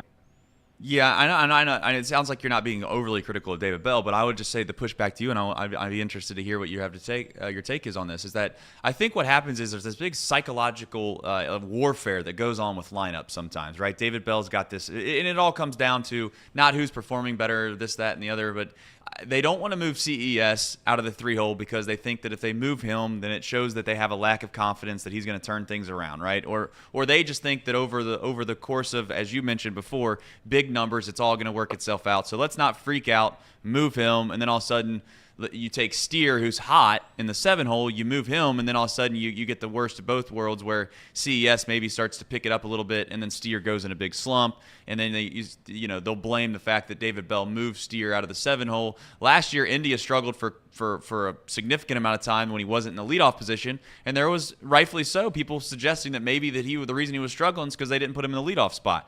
I don't know how much you put on where they hit in the lineup, but I think that's the reasonable rationale of why they don't move guys. Do you think that's fair or no? Well, I'm an old style guy. I'm 59. I'm not 26 like the last caller. So back in the day, you had guys that hit behind certain players. We'll use the Big Red Machine as an example. Right. Joe Morgan hit third. Right behind Joe Morgan was Johnny Bench or Tony Perez, because who would you rather pitch to? Morgan, Perez, Bench, Foster. So you stack your lineup so that you have to pitch to certain people. And I think part of the problem with CES is the same thing like what happens with Elly de la Cruz. They know that he has trouble with breaking pitches. So they pitch around him a lot. They don't throw him a lot of fastballs. They don't throw him a lot of strikes. Where with Steer, it doesn't matter what the heck you throw Steer, he's going to find a way to make contact. So, I completely agree. Go ahead.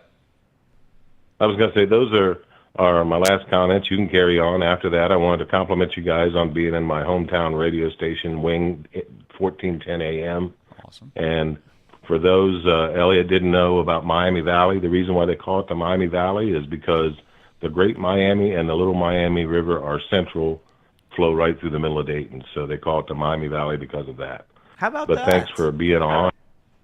We love you guys, and thanks for taking my call. All right. PB, I love you. PB, that's a great call. That was a fantastic call. A very rational fan. Someone that calls in has some very excellent points, and I think that that's more than listen. There's David Bell is always going to be a lightning rod because he is where he is at the top of the ladder, right? And no matter who you are in life, whether you deserve praise or whether you deserve all the blame, it doesn't matter which side of the way it's going to go. That's what you're going to get when you are at the top. It's like the quarterback position in NFL. I think that there are times where maybe you give too much credit to one guy, but then you take way too much away from them when they struggle. You act like they're the only person that matters on the field, and we all know that's not the reality, but that's the way it's going to go in the town. And David Bell is that guy right now. So if they don't play well, there was always a phrase that was used when I got into coaching, and I obviously didn't coach long because when you have a kid when you're young, I don't know if you know, but coaching isn't the most lucrative, financially in an endeavor that you could ever go down. But I was told when I first started coaching that players win, coaches lose. Players win, coaches lose. David Bell knows that. I think the vast majority of the time, David Bell can make a perfect decision in a game. If it works out, the player gets the credit for it. If he pinch hits Nick Martini, right? And Nick Martini hits a home run. Yeah. We don't talk about David Bell pinch hitting Nick Martini. We talk about Nick Martini hitting a home run. The other night, Nick Martini's hitting a $180 in his career against left-handed pitching. There's a left-handed pitcher that comes in, obviously, right? They sub in a left-handed pitcher, and they pinch hit Tyler Stevenson. Tyler Stevenson gets a hit right there. You got Sir Boy Wonder and everybody else talking about how Tyler Stevenson's the GOAT and he's going to be back. And next thing you know, we love Tyler Stevenson. We would never bring up David Bell pinch hitting Tyler Stevenson. Not a single. I mean, maybe like I'm not just singling out Nick Kirby, but there are a few that would probably try to give David Bell some credit. But my main point of this is saying David Bell is always going to be on the short end of the stick when getting credit for, and he's going to be at the top of the list to get blamed for. And I don't know what it is about David Bell that you might dislike. There's a couple things that I don't and technically love about David Bell, and it's mostly his demeanor more than anything. It seems and it comes off as everything's just there's not really any sense of urgency. But I don't know what David Bell does in behind closed doors. And that's where I always have a hesitant time to really get on David Bell is because the day in which I brought this example up at how many times people are tired of hearing me talk about it, but the day in which Elly made those 2 errors, I was steaming mad because it just felt like there wasn't the sense of urgency. You make an error in the field that cost your team a big pivotal run, and the very next inning you have the nerve and the audacity to try to flip a ball with your glove to get an out. And I'm not saying that Elly, can't make that play ever or anything like that, but it seems like you make 2 or 3 or 4 careless turnovers in a basketball game, and the coach is just like clapping his hands, telling you you're doing fine, no problem. Sometimes I don't know. I like the Dan Hurleys of the world, where you just sub them out, take them out of the game. I don't know if it's just some reason as to why we psychologically as fans and we make it. You know what it is? It's almost like you want your coach sometimes to show the same frustrations that you have as a fan. And if you don't see those frustrations, you feel as if they don't care. Obviously, we know that's not the case. This is David Bell's job. It's his career. It's his livelihood. Of course, he probably takes these losses harder than all of us. I'm giving him the benefit of the doubt in saying that. But my point is that he never shows that. He never shows that. He doesn't go into press conferences ever with major emotions and getting on the fact that he wants them to play better. Usually he's mumbling or something along those lines, and he says something, we'll get better tomorrow, we'll do it fine. We've heard the David Bell interviews before, right? We've all done this. But to be fair, he might have ripped Elly De La Cruz. And when I say ripped, he might have had a serious teaching moment when they got behind closed doors. And you know what? I respect going about it that way too, right? Now, I don't always believe in that. I think that there are some leaders in the world that you can publicly humiliate people, and I think sometimes it makes them take it a little more serious than if I pulled you behind a closed door and say, I would like you to try harder. I don't know. There's probably not a perfect style of managing. But for a franchise, for lack of a better term, that has not done a whole lot for this fan base, we had one caller call in, and he mentioned the one thing that everyone else talks about around here that I was never alive to see. In fact, wasn't even close alive to see. I think my dad probably was a youngster trying to watch the 1975 and 1976 Big Red Machine. That's all well and good, but I got to be honest. It's not that I don't care about the history of the game. Of course I care about the history of the game. I just don't want to. I'm just tired of hearing that as to be like our crowning achievement. I'm tired of hearing about how that's the thing that we should be proud about. Like, can we just? I'd like to have our cake at some point. And you know what? We've never had that. So I think it's fair for the justified negative fan sometimes to be upset, to overreact. That's all. I agree. I agree with you. But before we go back to radio, Casey, we have some ads to read. That's right. Yep, we do. We do. The Bengals, Bearcats, Reds, FC Cincinnati report is brought to you by Encore Technologies. Encore Technologies provides IT solutions for a data-centered world with a suite of services from mobile computing to desktop to data center, supporting both centralized and work-from-home computing modules to improve efficiency and productivity. I was going to spell it. Well, you better do it. Productivity. Nice. Good job, Elliot. Productivity. Really nice. You know how to spell. Congrats. Path to innovation begins here. Visit Encore.tech. And let me tell you about this lovely bottle of water right here. Yes. Pawnee Water. Made right here in Hamilton, Ohio. Uses natural limestone filtration, unlike the artificial processing of the brand's use. The result is a healthy alkaline water, and some say the best tasting water in the world. Visit Pawnee Water at PAHHNIwater.com so you can buy this great tasting water. Yes, and please, Casey, I believe this is our daily time to remind everybody to give the stream some likes. I don't know what's our like number at, but usually it's never high enough. So if you don't mind just clicking the little thumbs up thing for all of our sakes, it would help us out greatly. And then just a super chat that we didn't get to read out. Please. $5 super chat from Justin Edgel. Wrestling is predetermined, not fake. Ask Casey and Craig. Casey? Is wrestling fake? Predetermined is a good word. So when you say fake, there's this semblance that people will take the disrespect of it because you actually can get hurt, and it does take some very serious athleticism. It's not.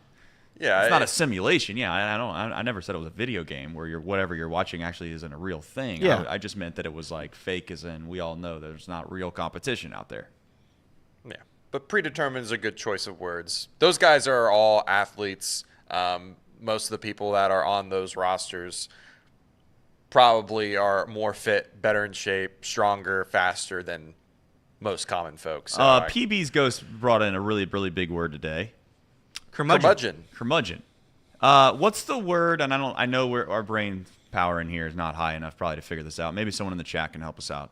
What's the word that's used when you kind of change the name of what you mean to a different word to make it sound like a little bit better, right? You're kind of just like you're softening the thing. It means the same, but you're actually using a word that makes it feel a little different.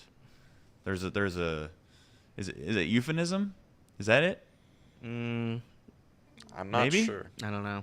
The first thing that came to my mind, I knew the brain power. I Well, want to say euphemism. I'm just like I want to say euphemism. Maybe you can pull up the definition of euphemism. But my point is that fake and predetermined, same thing. I don't know. No? A euphemism is the substitution of a mild or pleasant expression for one that is too strong or unpleasant. Yeah, so that's it. It's close. Yeah. I don't think it was exactly what he was describing, but yeah. But it was the word that I was thinking. Whether or not it actually fit in the narrative in which what I was suggesting is not 100%. But we are going to come back to the radio. I have some breaking news. You do? I do. It's not good. How? Oh, that's not No. great. Well, it's not. Why are you looking at me like that? Well, it's just another blow to the Reds. Not it's. We'll get Are back to the you radio. kidding me? No. Do this on the. Are you doing this on the radio? I'll do this on there.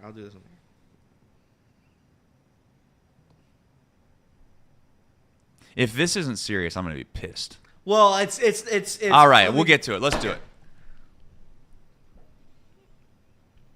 All right, welcome back into hour number 2 on 1410 Wing AM, ESPN Radio's home in the Miami Valley. Elliot, why is it called the Miami Valley? It's because of those rivers. It's because of the rivers. What do you Little think and those the rivers are Great. called? Huh? The little and the great Yeah. converge into the city. Fair enough. I I spent 10 years in Dayton. Lived in Dayton for 10 You years. lived in Dayton for 10 years? I lived in Dayton for 10 years. Yes, I did. When? Oh, When well, you were a 10 young boy? 10 years of my life. I went, as soon as I graduated college, I shout out, no free ads, but No free I ads. worked at Sinclair Community College for I think about 4 or 5 years, and worked at Xerox for about 4 or 5 years, and yeah, that adds up to about 10 years. But I did live. I jumped from city to city in Dayton. I literally know I've lived in almost every city, suburb, and then I finished my time in Dayton before I moved back. I guess what you would call home. I lived in downtown Dayton in the Wright Dunbar district. Interesting. Yeah. All you have to do now. You know the Wright Dunbar district? Do you know No. anything about the Wright? Do you know anything about the Wright? I know lumbar support. Nope, that's not it. Do you know anything about the Wright brothers? I do know the Wright brothers. There you go. They flew planes. They did, and then there was another guy named Paul Dunbar. He was a very, very successful writer. He was also from the same neighborhood. They were both from the same neighborhood, and yeah, I lived there for 3 or 4 years. It's where it's where I bought my first house, actually. So about shout that? out to Dayton. Shout out. Shout out to Dayton. But the people are asking me in the chat right now where I lived. I'll run through it really quickly because in Dayton they're going to laugh. Ready? Yeah. I live in Centerville. Then I moved to Kettering. And then Yeah. I went from Kettering and I went to Beaver Creek. And then from Beaver Creek, I went to downtown Dayton. So I almost covered it all. How about that? Yeah. So there's there. Fun I just fact lived on of the the day. west. You Fun should, fact you of should the move day. to the west side of Cincinnati. No thanks. I've been through there. A little hilly. A little hilly. Yeah. All right. So we do have some breaking news. Yeah, breaking news. It's not good news. It's not, it's not the worst news of all time, but it's just not good news. Well, you just get to it. Today, Ian Jabot, he had he renewed forearm discomfort. He will not be back anytime soon, it appears. He will be back on the IL, and his stint has been pushed way back. The only thing I'm wondering right now is you were talking. I have a brain problem. Yeah. My problem with my brain is there's times where I'm doing something and I realize there's something wrong with something, and my brain just gets it fixates on the one thing that's not going right. Yeah. And I just completely lose focus on everything else. I did hear what you had to say. You said something along the lines of Ian Jabot had a setback. I didn't hear anything else you said. What I did notice is that you didn't talk anywhere near that microphone the entire time that you did that. What- So I mean, I'm Did I talk wondering- right here?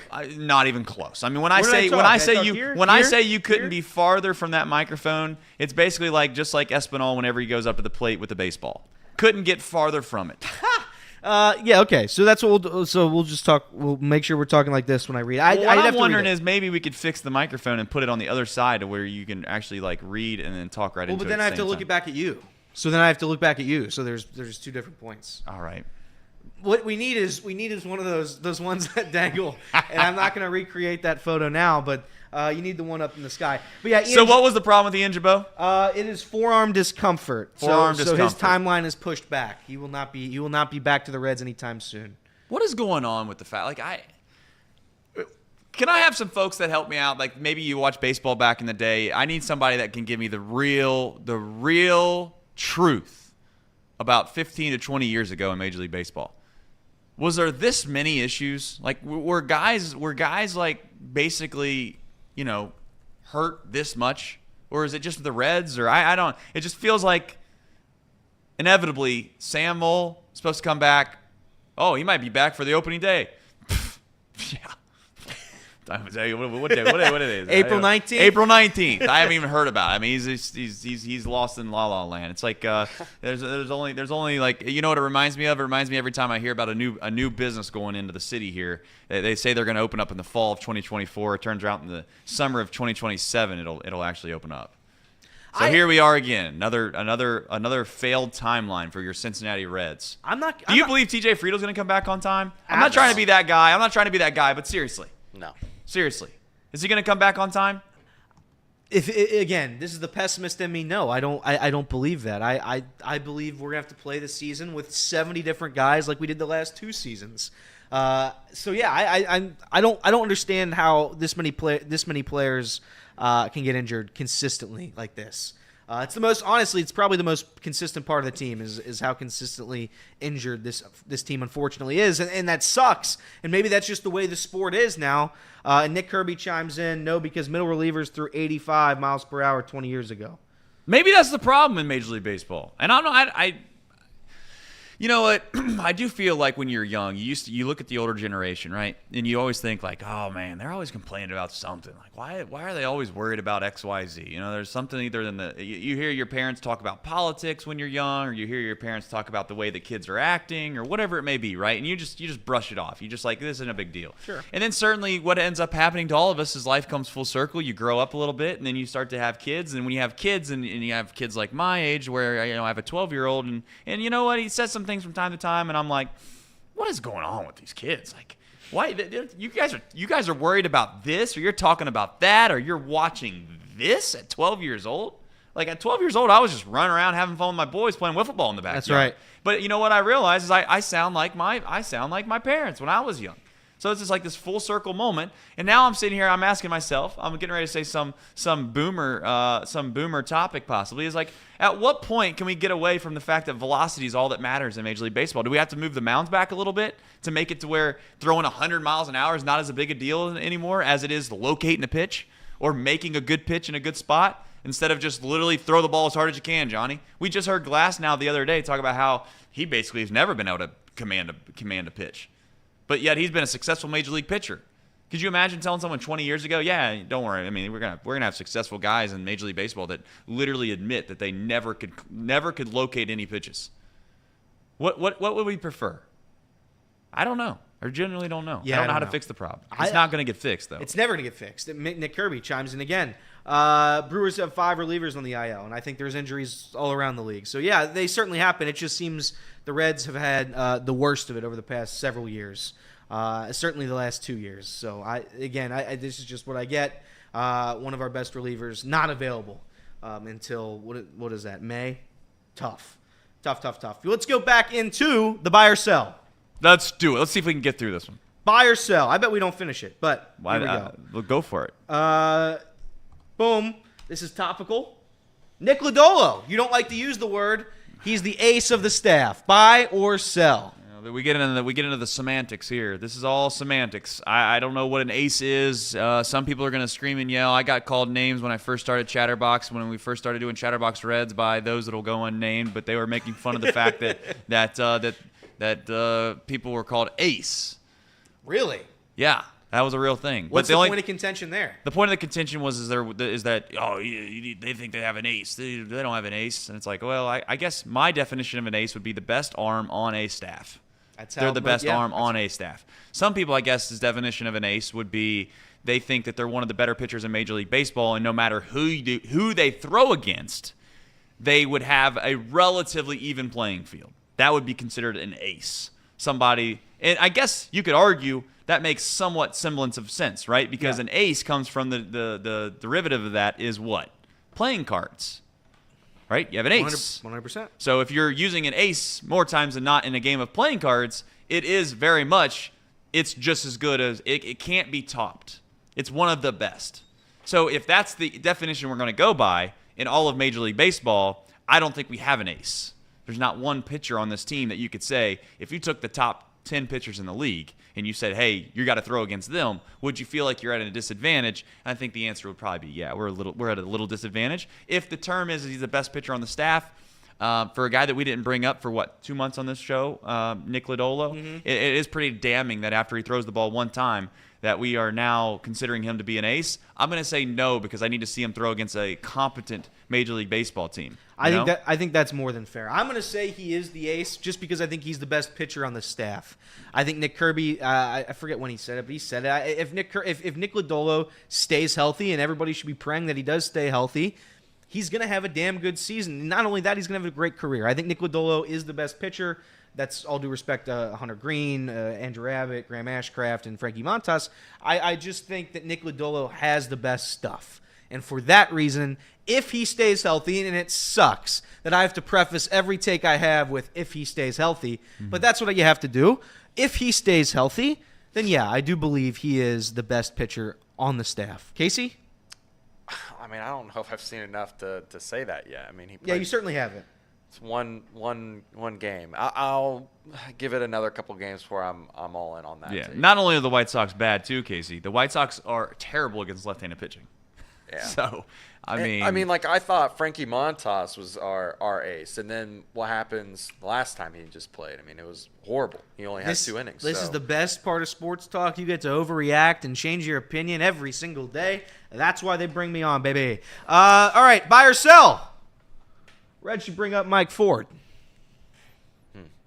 This is a team. This is a team that again has been struggling a little bit offensively, and I do think Mike Ford brings that power bat, brings a power bat, and that's what I want. And this is again, he'd have to play first base, which means CES is going to have to go to DH. But or vice versa, DH and first base, wherever Mike Ford can play DH too. But that's what would happen, and I don't hate it. I don't hate a guy with some power, with some pop off the bench, opposed to putting in Santiago Espinal. Vastly different players, vastly different positions. But I trust Mike Ford more than I trust Espinal's only Santiago getting in the Espinal. lineup because he can play defense at a position which they have to have him play defense at, right? Like that's it. That's the reality of the situation. It is. Now, the only thing I had to have pushback on bringing Mike Ford up is I just don't know how big of a difference maker it makes. But hey, this is where the rubber meets the road, isn't it? Because you got to ask yourself, when you're always begging for stuff, you're always like, oh, we need this to happen or this to happen. We need to bring up Mike Ford. I think when you take a step back from it sometimes and you try to be somewhat rational, it's not that you're being negative. I just think that you're being honest with yourself and saying, I don't know how good this team is without McClain. I don't know how good this team is without Friedel. I don't know how good this team is without Marte. You add all 3 of them up, I'll say it. I hope they can survive in advance. Similar to the NCAA tournament, not every team that makes the Elite Eight, not every team that makes the Final Four is one of the better teams in the tournament. We've seen it time and time again. George Mason started it off years ago. I'm sure there was obviously the NC Wolfpack where Jim Valvano won the national championship. They weren't the best team. And then you fast forward to this year with the NC Wolfpack making the Final Four. They weren't one of the best 4 teams in the country. We all know. But maybe they can kind of play over their head for a short amount of time. And that's what I'm hoping this Reds team will do. I hope they're going to play over their head. But if they don't play over their head and they play what I think they are or what they're capable of being on average, I hate to say this, and I'm not trying to be negative. I'm just saying let's be realistic. I don't think they're that great right now. I don't think they're that great.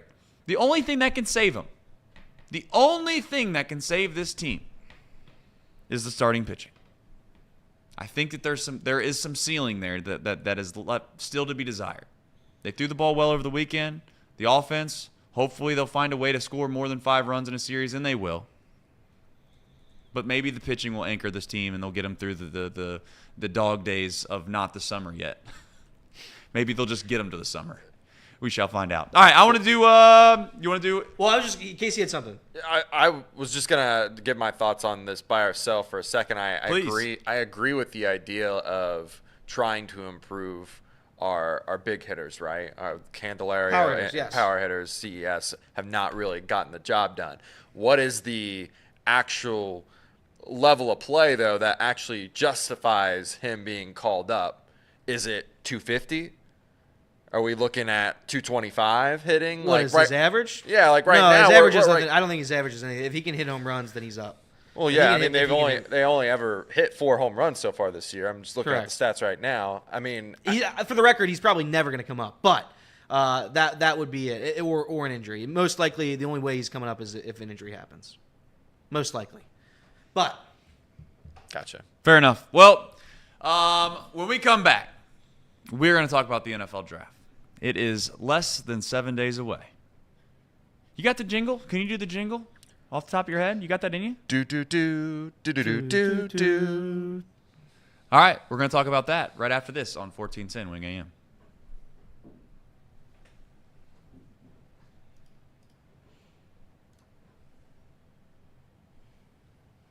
All right, welcome back into. Is it the final segment? final segment. Some are asking. Final segment of Off the Bench. Let's get fired up about it. We're really close to the weekend. Woo! So close. Really close to the weekend.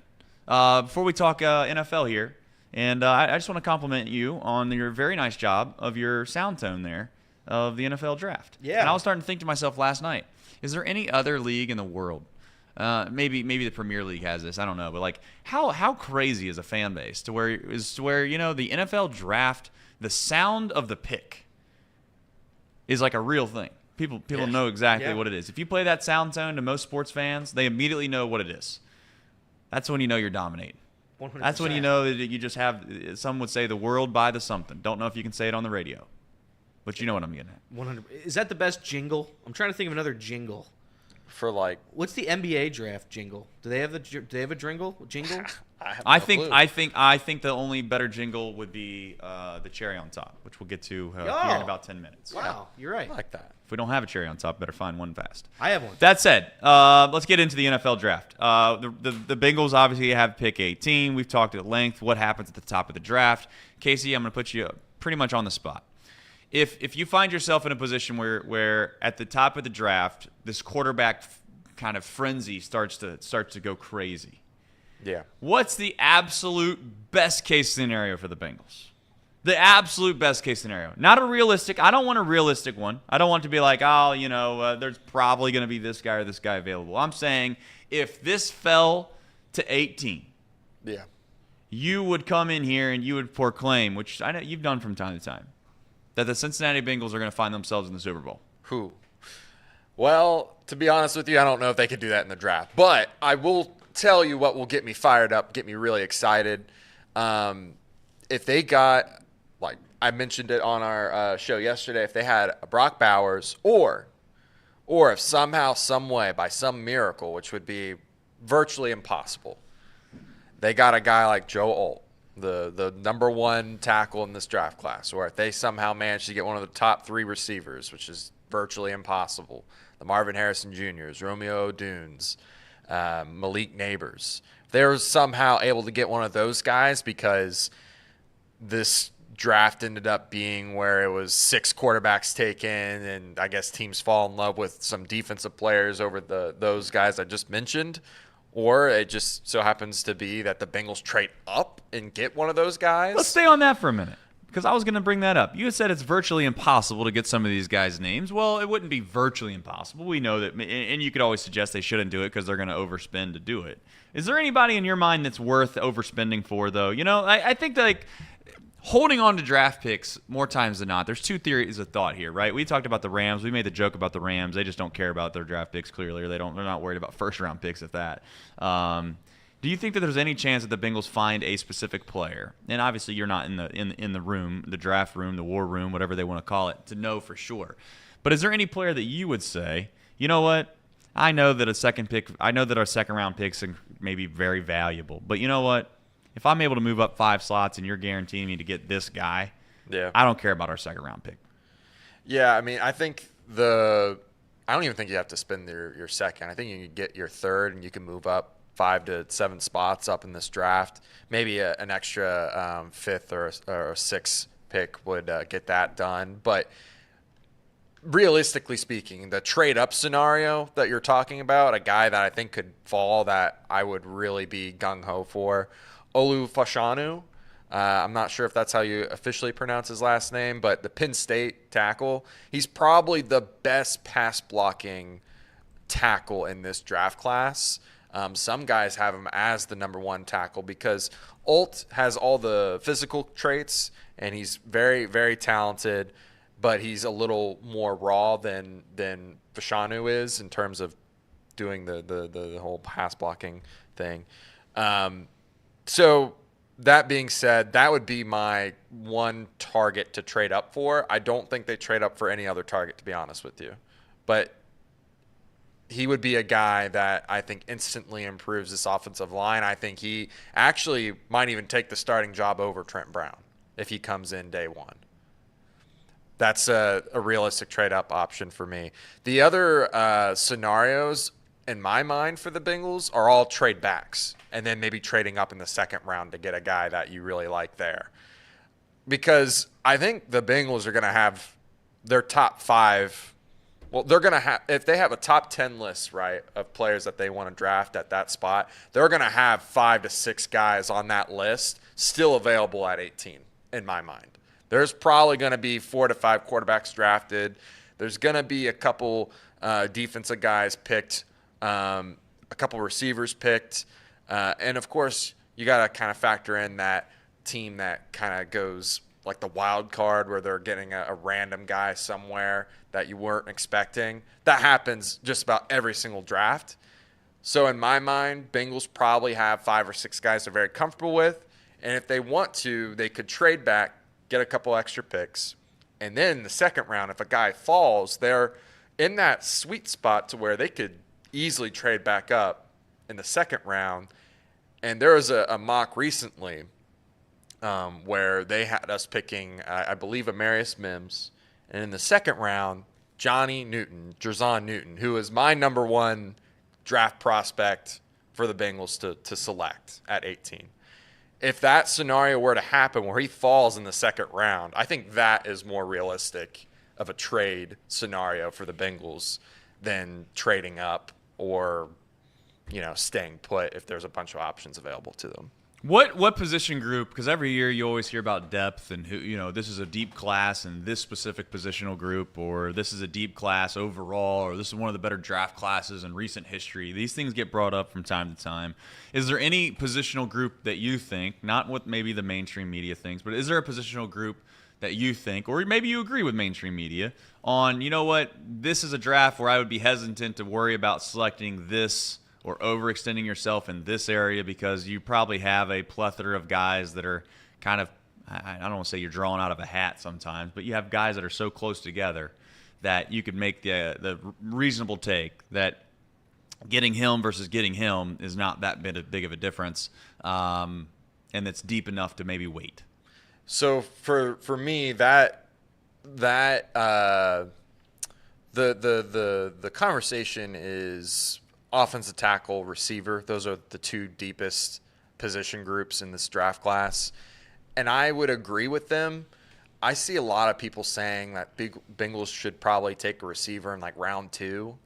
And you've heard me and Reed talk about how receiver is going to be the next running backs of the NFL. I think they can wait into the 3rd, into the 4th round even. There's going to be a guy that falls. There's too many receivers, and every single mock that you see, every single simulator that someone does, if you actually look deep into it, there's teams that are taking like 2 or 3 receivers, and it just doesn't make sense. It doesn't make logical sense to be investing so much into that one position.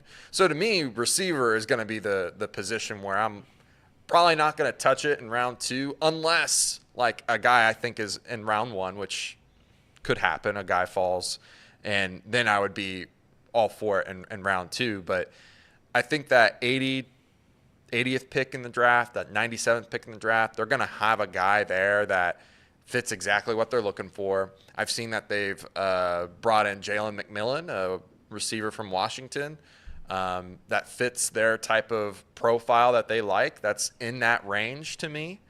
And I think that would be a spot where I'm looking at this class, receivers deep, and that would be a pick that I would be happy with. What would, in your eyes, looking at the draft as a whole, what would a bad draft by the Cincinnati Bengals look like? Not getting value for players in rounds 1 and 2. Like, you need guys that are going to provide you with snaps. Immediately. If they get a guy in round 1, offensive tackle, that's only going to give you maybe 200, 300 snaps. And that's, I'm giving the benefit of the doubt for Trent Brown. He's never finished. He's only finished like 3 seasons in his entire career, and he's been hurt every once in a while. But if you're only going to tell me that the best case scenario for him is playing the full season or only being hurt a couple games, that first round pick is only going to give you 200 snaps, 300 snaps, I think that's horrendous. And if that's the case, that second round pick better be giving you 800 snaps somewhere, 600 to 800 snaps. And it doesn't matter what position it really is. It could be corner, it could be receiver, it could be tight end, it could be defensive lineman. It doesn't matter to me. The first 2 rounds need someone that is a capable starter out of those 2 picks. And it goes back to kind of the conversation that we've had before. Like, you just got to draft well, right? You just got to get guys in your building that are going to help elevate the talent level at a position level. So when you ask me what the worst case scenario is, I think it's not getting someone that's going to help you right away, because they've already shown that they're basically all in. I mean, franchising T. Higgins to go at it for 1 more year kind of signals that. And people are saying we've got some cap space to spend, that they're not really all in. I think they're going to spend to it after the draft. They're just waiting to see what they get from the draft to be able to fill in spots. So to me, Bengals are all in. So you better get a guy that can help you right away. Don't get a guy that's going to be ready next year, or heaven forbid, a year or 2 from now. Yeah. So that's what I'm most afraid of when we talk about offensive tackles in this class, is by the time you get down to the Bengals pick, there's a chance that they're picking the 5th or the 6th tackle in this class. And all of those guys at that range have flaws or they need development. And that's my biggest concern. Now, more than likely, that is the pick, is an offensive tackle. So when I'm looking at round 2, it better be a guy that can help me win right away. Yeah, that's fair. 1 week, less than a week till the NFL draft. That'll be very, very exciting. Next week, I'm sure we'll be having a lot of conversations, hopefully with you and Reed, about this. And we'll see. The NFL draft. Very excited. We do have 2 cherry on tops. We do have 2 cherry on tops as the show. 2? We do have 2. One of them's more silly. One of them's... Well, they won't ask you to pay extra with 2 cherries on top. That's right. They will not. They won't. You can do that. That's United a cheat code. And it's presented by Trace? United Dairy Farmers. United Dairy You can go into United Dairy Farmers and say, hey, do you mind just putting 2 cherries on there? They'll do it. Yeah. So I'm going to explain. The cherry on tops, number 1 will be that little GIF, Casey, I sent. And he's got it right there. But it'll be the 5-year anniversary since the Philly fanatic hit his mother in the face of the pitch. Doo-doo-doo. Presented by United Dairy Farmers. Cherry on top. I was just making sure they could hear you over the jingle. Doo-doo-doo. So this is just a silly one. This is a quick one. And the other one is the one right below it, Casey.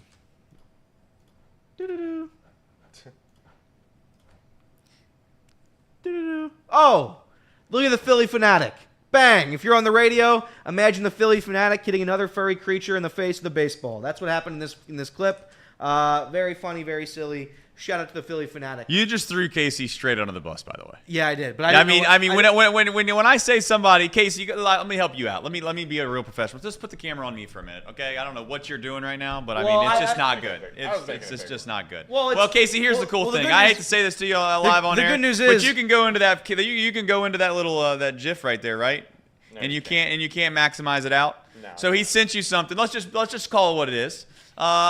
There's times in this show that that inevitably that you've sat in that chair before, right, Casey? You can tell who's sat in that chair before and who's had to probably do something or this, that, and the other. The worst thing that happens to Casey sometimes is just like, hey, Casey, go to that thing. And then at that point, you got to get to it fast because otherwise it's going to be awkward. The problem is that, Elliot didn't know that the GIF was maybe a bigger task than the normal video. I did not know anything about the GIF. I just thought it was a video. So yeah, I know you didn't. But the cool thing is you could have just bought some time for my man. But shout out to the radio audience who didn't see any of it and that's right. Are none the better. Yeah, I bet they love this segment. None the better. The other cherry on top will be the Colorado Rockies. When it rains, it pours. They are under investigation. They are under investigation after an unauthorized member of the Rockies, that would be their hitting coach, entered the cockpit during the flight, posted a video of him pretending to fly with passengers on board. So they are under federal investigation. Shout out to the Colorado Rockies. Man, they know how to be terrible, don't they? Well, I think that's just a pure job. Listen, I know one thing that I've realized after I've gotten out of baseball. Yeah. One thing I've realized, no doubt about it, is that culture, the whole environment that is around baseball, it can become so consumed about just that you get entrapped into this echo chamber time and time again that you genuinely don't even know. I guarantee you, has been a baseball guy his whole life. And when we talk about, have you seen this movie? Have you done this? Have you done this? Have you done that? The answer is no, inevitably, for a lot of these people. They know no clue. That person, not that I'm trying to defend him, had zero clue that was a problem. No clue. That person thought, you know what? Why not? I'll walk into the cockpit. Why not? I'll take a video of it. Why not? So I don't know if you've seen the video. I can't play the video because I haven't heard it, and I don't know if there's cursing in it. And so to save us all time, I'm not going to play it. But he looks like he's just having a fun time there, and that's tough. That's tough. That's a tough way to lose. There's not a worse way to lose your job. You're just having fun in the plane while the plane's in the air with all those passengers trying to fly it. But that's it. Those are your cherries on top. And I think the biggest takeaway that I have from that is that you know what, if you just live your life and not have it on the internet all the time, you don't have to show off all the time. If he doesn't post that video on the internet, right? All will be well in the world. Nothing crazy goes. Maybe send it to a couple of friends or buddies in a group text in regards to, hey, look what I did on a plane. But you put it on the internet, next thing you know, you're fired. Tough situation. Yes. Internet's it's a tough place, man. It's a world full of people that have never made mistakes. Do you have a favorite? And this is the last thing we go. We got to go. We got to run. We got to run. Do you have a favorite quote from the movie Airplane? I would have to have seen it to know. You've never seen the movie Airplane? Why would you ask him a movie question? He doesn't know the movies. I'm not. I didn't know he's never seen a movie. I didn't think I don't that was watch the case. movies hardly ever. No. All right. He's Well, not a movie guy. that's fine. That's fine. But if you've never seen Airplane, go watch it. Great film. 1980 that took place. But that's it. That's our show. Well All done, right. everybody. Nice job. We'll be back better than ever on Monday. They're Montag. And we will have a discussion about the Cincinnati Reds. Hopefully, they look a little bit better this weekend than they did out in Seattle. Because if they don't, it's going to get pretty dark around the Cincinnati Reds fan base because we love to overreact. I think that's the point of fandom, perhaps sometimes, is to just have fun, watch your team, get mad about it, get happy about it, live your life, move on to the next day. Because last time I checked, the sun came out, and you're still alive, you're still breathing. Enjoy this beautiful thing called Earth this weekend, and we'll see you on Monday. Take care, everybody.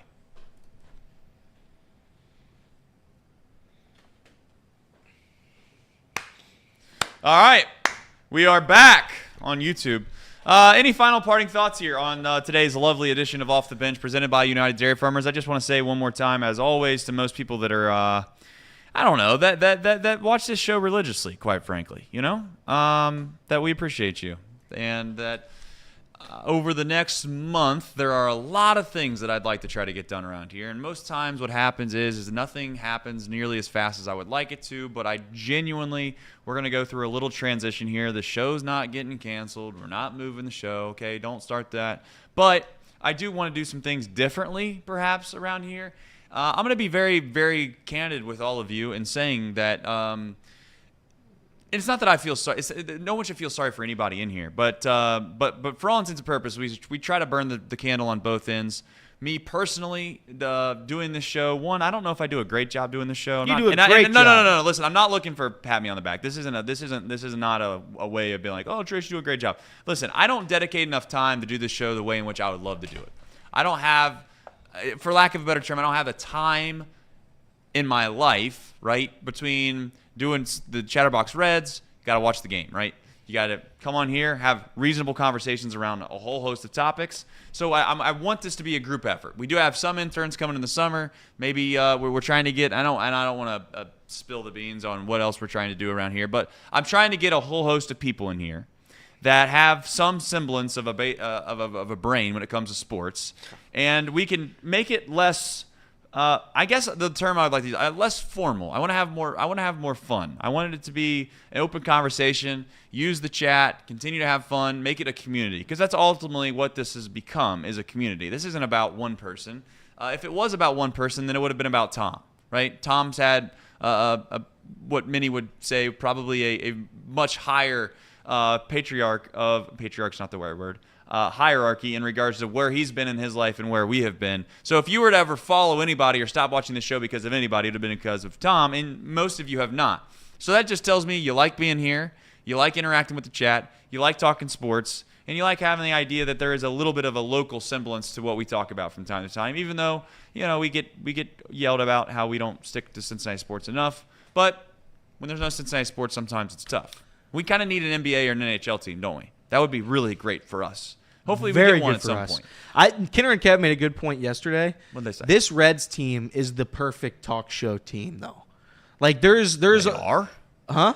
Oh yeah, They are? Because if you're the Dodgers and you win every night, what are you talking about? What do you mean? What are you talking about? You're talking about Shohei got another hit. Oh, Shohei got another hit. He hit another home run. The Dodgers are on pace for 115 wins. I agree with that. I'll tell you what. I'll tell you what. If that's what it takes, some bad sports talk to be the Dodgers, by God, sign me up. Oh, yeah. I'll tell you what I want. I want to sit around and debate on who should be hitting, Espinal or Stuart Fairchild. That's the point. Are we gonna keep Nick Martini or perhaps maybe who's gonna be the answer? It's gonna be some random dude in AAA. This year it's Mike Ford. Correct. Next year it's gonna be Capel. Correct. The year after that it'll be done. It's correct. Like These conversations don't happen. So tired of These that. I just want a competent baseball team Well, you're never that gonna wins get it. 95 games, No, you're never gonna maybe get it. 100 games, and I can go to sleep for 2 weeks, and I don't have to worry about what's going on because I know damn well come October we're playing meaningful baseball. That hasn't happened in this city in God knows how long.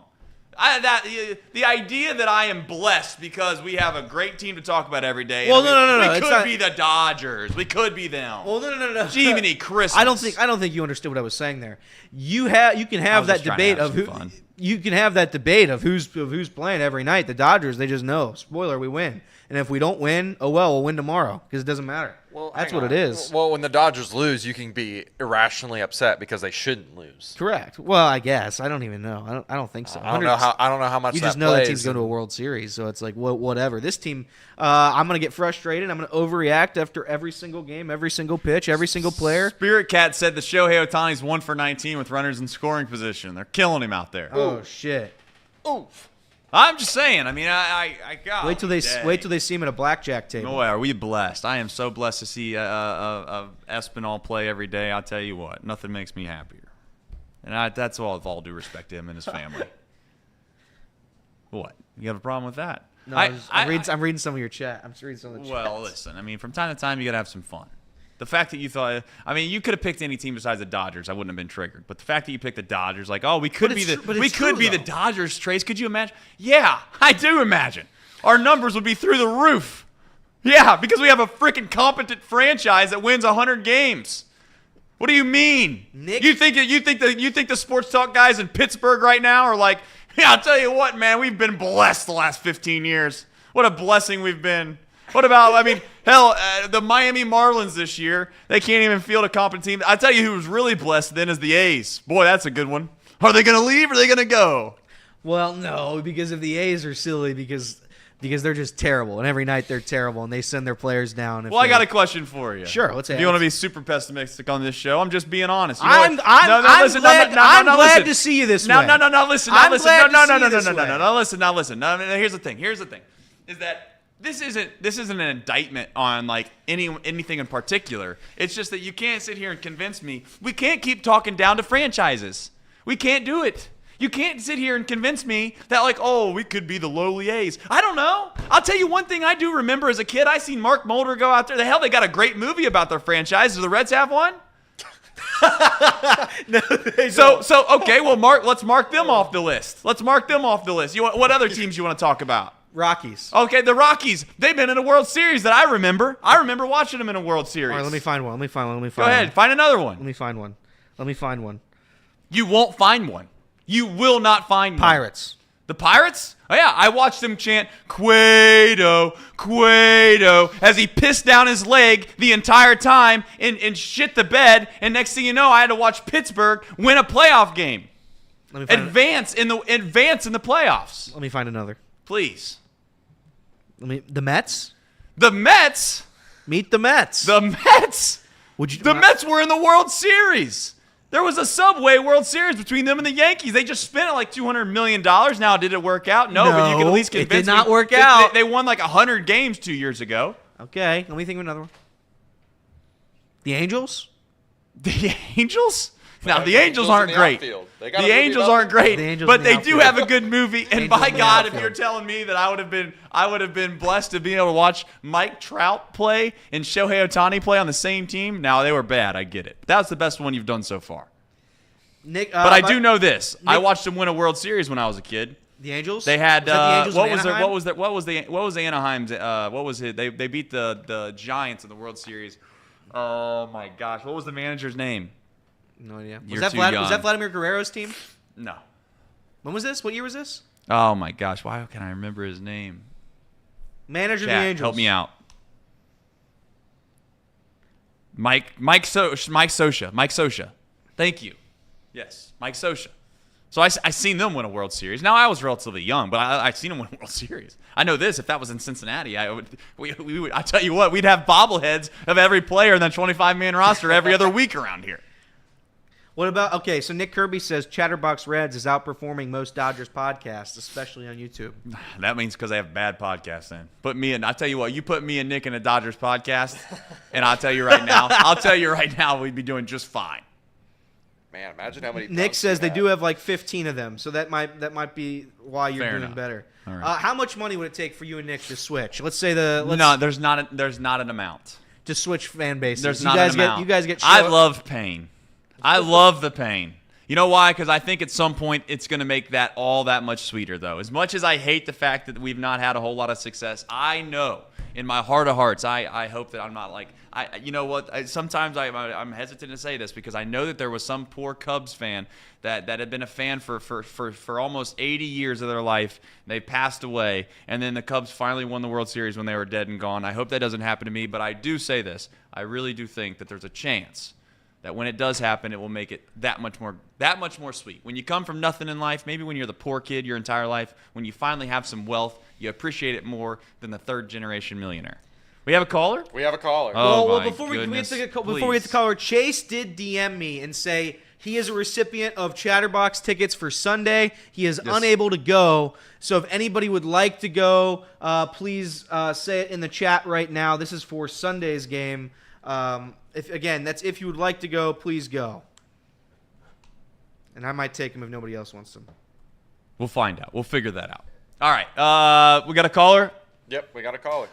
You know what's funny? This is a full circle moment here before we go to the caller. You know who I got this from? The caller, what's your name? Where are you calling from?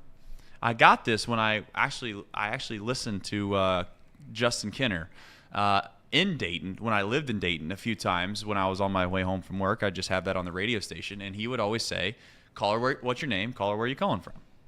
So that's what I'm gonna say. Caller, what's your name? Where are you calling from? This is the time, Casey. Oh. There we go. How's it going? Oh, am I on right now? Sorry, I'm not used to this. You are as on as you are on the air. Yep. All right, my name's Raquel. I go by RM in the chat. So I've hi, seen you, everybody. RM. You are a loyal OG. We thank you. I'm one of the few females in the chat, so it's That's great right. to be calling in. I don't really have anything in particular to comment on. I just wanted to congratulate the channel on your continued success, and I hope you guys continue to grow. Big fan of the show, especially OTB and Chatterbox Reds. And I must say, I love the show because I was able to talk Reds minor league baseball better with people that I met recently, and it made me sound a lot more knowledgeable about the sport of baseball. So I thank you for the show. I met a couple weeks ago. I was at a wedding in North Carolina of a distant cousin of mine, and her her father actually played baseball at Northwestern with he was teammates with Joe Girardi. So that's the big name drop I like to drop there. And supposedly Joe Girardi was invited to the wedding, but he couldn't make it. But anyway, I met another teammate of theirs who played AAA ball with the White Sox, and it was really interesting. And they started talking. They tried to talk to me about baseball, and I was able to name drop. They asked me if I was familiar with Mike Troutline. Did you name drop Espinal? Did you let him know? Hey, have you seen this guy we got playing out here for the Reds? Espinal. You got to give him a shot. You should check him out. No, it was Mike Troutline. They were talking. They asked if I had heard of Mike Troutline, and I said, of course. And I said that he had a good spring and was in AAA right now. And apparently, he was one of their Mike Troutline's father, John, was one of their teammates at Northwestern. So he's teammates with my cousin and this other guy that I met. So they have a keen interest in some of the Reds players this year, especially Mike Troutline, because they have their former buddy that's the son of their former teammate. So I thought that was kind of neat a couple weeks ago when that happened. Was. Well, I appreciate you listening and watching so loyally, and you're in the chat from time to time, and for all intents and purposes, we appreciate you. And you know what? You sound like you know ball. Whether you listen to us and you find these things out, that means if you're listening to us and you're expecting to become more knowledgeable, that's a bad sign. But the fact that you could do your own research and figure out who it is that maybe you want to start following, that's not bad. But we got to run. I think we have another caller. I just want to tell you that we do appreciate you, though. Thank you, guys, and you guys have a great weekend. All right. Thank you, RM. Love you. Thank you, RM. Thank you. Yeah, thanks. All right. We got another call. Caller, what's your name? Where are you calling from? Hey, can you hear me? I can hear you. You are live on the air. Oh, perfect. My name is Andrew Seiler in the chat. Oh! Heck yeah, Andrew. I'm calling from Mason, Ohio. There you and go. I asked this in the chat. I don't really have anything to talk about. I just thought I'd call, but I wanted to see if you guys think that Mike Ford drives a Ford F-150 or a Honda. That's a good question. Is he? You're gonna add something? Go ahead. No, that was all I had. I just wanted to see if you. Well, guys, I mean, that's a dynamite drop in, Andrew. The only thing I would say is Andrew, what's up? Ford. Hey. Ford. The question is will Mike Ford be driving a Ford F-150? Yeah. I'd like to think a guy that big would go for the 250s, maybe even the 350s. What do you think? Yeah, I mean, I honestly, I think he's a Honda guy. You think so? I don't think you think he's driving a what? He's driving like a Ridgeline or I think something, he's or you think he's driving I think he's driving an Accord? No, I think he's driving a CRV. Ooh, CRV. I think he's driving a CRV. I think he's talked Good about gas the mileage upgrade to now, the Ridgeline, Andrew. possibly a pilot. But I'm thinking CRV. I'm going Ford. I changed I'm going to Ford. Ford definitely drives a Ford. Yeah. Fact. He's a Jeep Wrangler type of guy. No. What made you think of that? Just because the Ford on Ford crime there? My better question to you would be, what do you think Espinal drives? I think Espinal drives a 2004 Kia. I think he drives a 2003 Chevy Malibu, and maybe one would suggest the heat in the air sometimes works, sometimes doesn't. Sometimes it might turn off at a red light if you sit there for 30 seconds. That's right. but I think he drives. Listen, Andrew, come on! You called this show. You got to have some semblance of a take here. You can't. Come on. I really don't. Nothing. You love this Reds team right now. You're gonna spend all weekend watching them. Yeah, I've gone to 2 games so far this year. I was thinking about going on Sunday, but realized I have my dad's birthday party. Unfortunately, I was thinking about. Don't let your dad hear that. But no, I mean, yeah, I'm big supporter of the Reds. My wife and I try to go to as many games as possible. We watch your show every night. My wife is in the chat quite a bit. Her name's Megan. Her chat name is Megan P. So you'll see her in there. Oh, there we go. You know, everybody keeps saying we have no female audience. We have no female audience. We just had RM call in. My wife is a big Megan's watching. Molly's obviously always in the chat. Carrie from time to time's in the chat, and you know what? Of all the people that aren't in the chat, maybe there's a 50-50 split. Who knows? That's not what YouTube says, though. Just to be fair, YouTube's like 97% male, but that's what it is. My wife's a big fan. That's all that matters. So. All right. Fair enough. Well, we'll take it to the bank. In fact, the next sales presentation I provide, I will actually just put that in there. I'm going to say that just put Andrew's wife approves. Yes, exactly. Okay, fair enough. Yep. Well, I'll let you guys go. Yeah, David Bell, you're not getting out of here without at least you're not getting out of here with at least giving some semblance of a take, Andrew. Okay, you don't call on the show. You gotta have some semblance of a take. Scale of 1 to 10. 10 being that David Bell couldn't possibly be better at his job than he ever is. 1 being that he actually knows less ball than Elliot. 1 through 10, where do you put him? I'll put him at an 8. All right, an 8. He's at an 8. Outside of David Bell being kind of a monotone, almost soulless man, you got an impersonation? Oh man, give it your best. I can't do it. Well, I'll let Elly. Andrew, you've been a great caller today, Andrew. And Andrew, thank you. I thank you a lot, Andrew, for coming. Andrew, on the not show. only do I thank you, I love you. But the thing is, Andrew, is that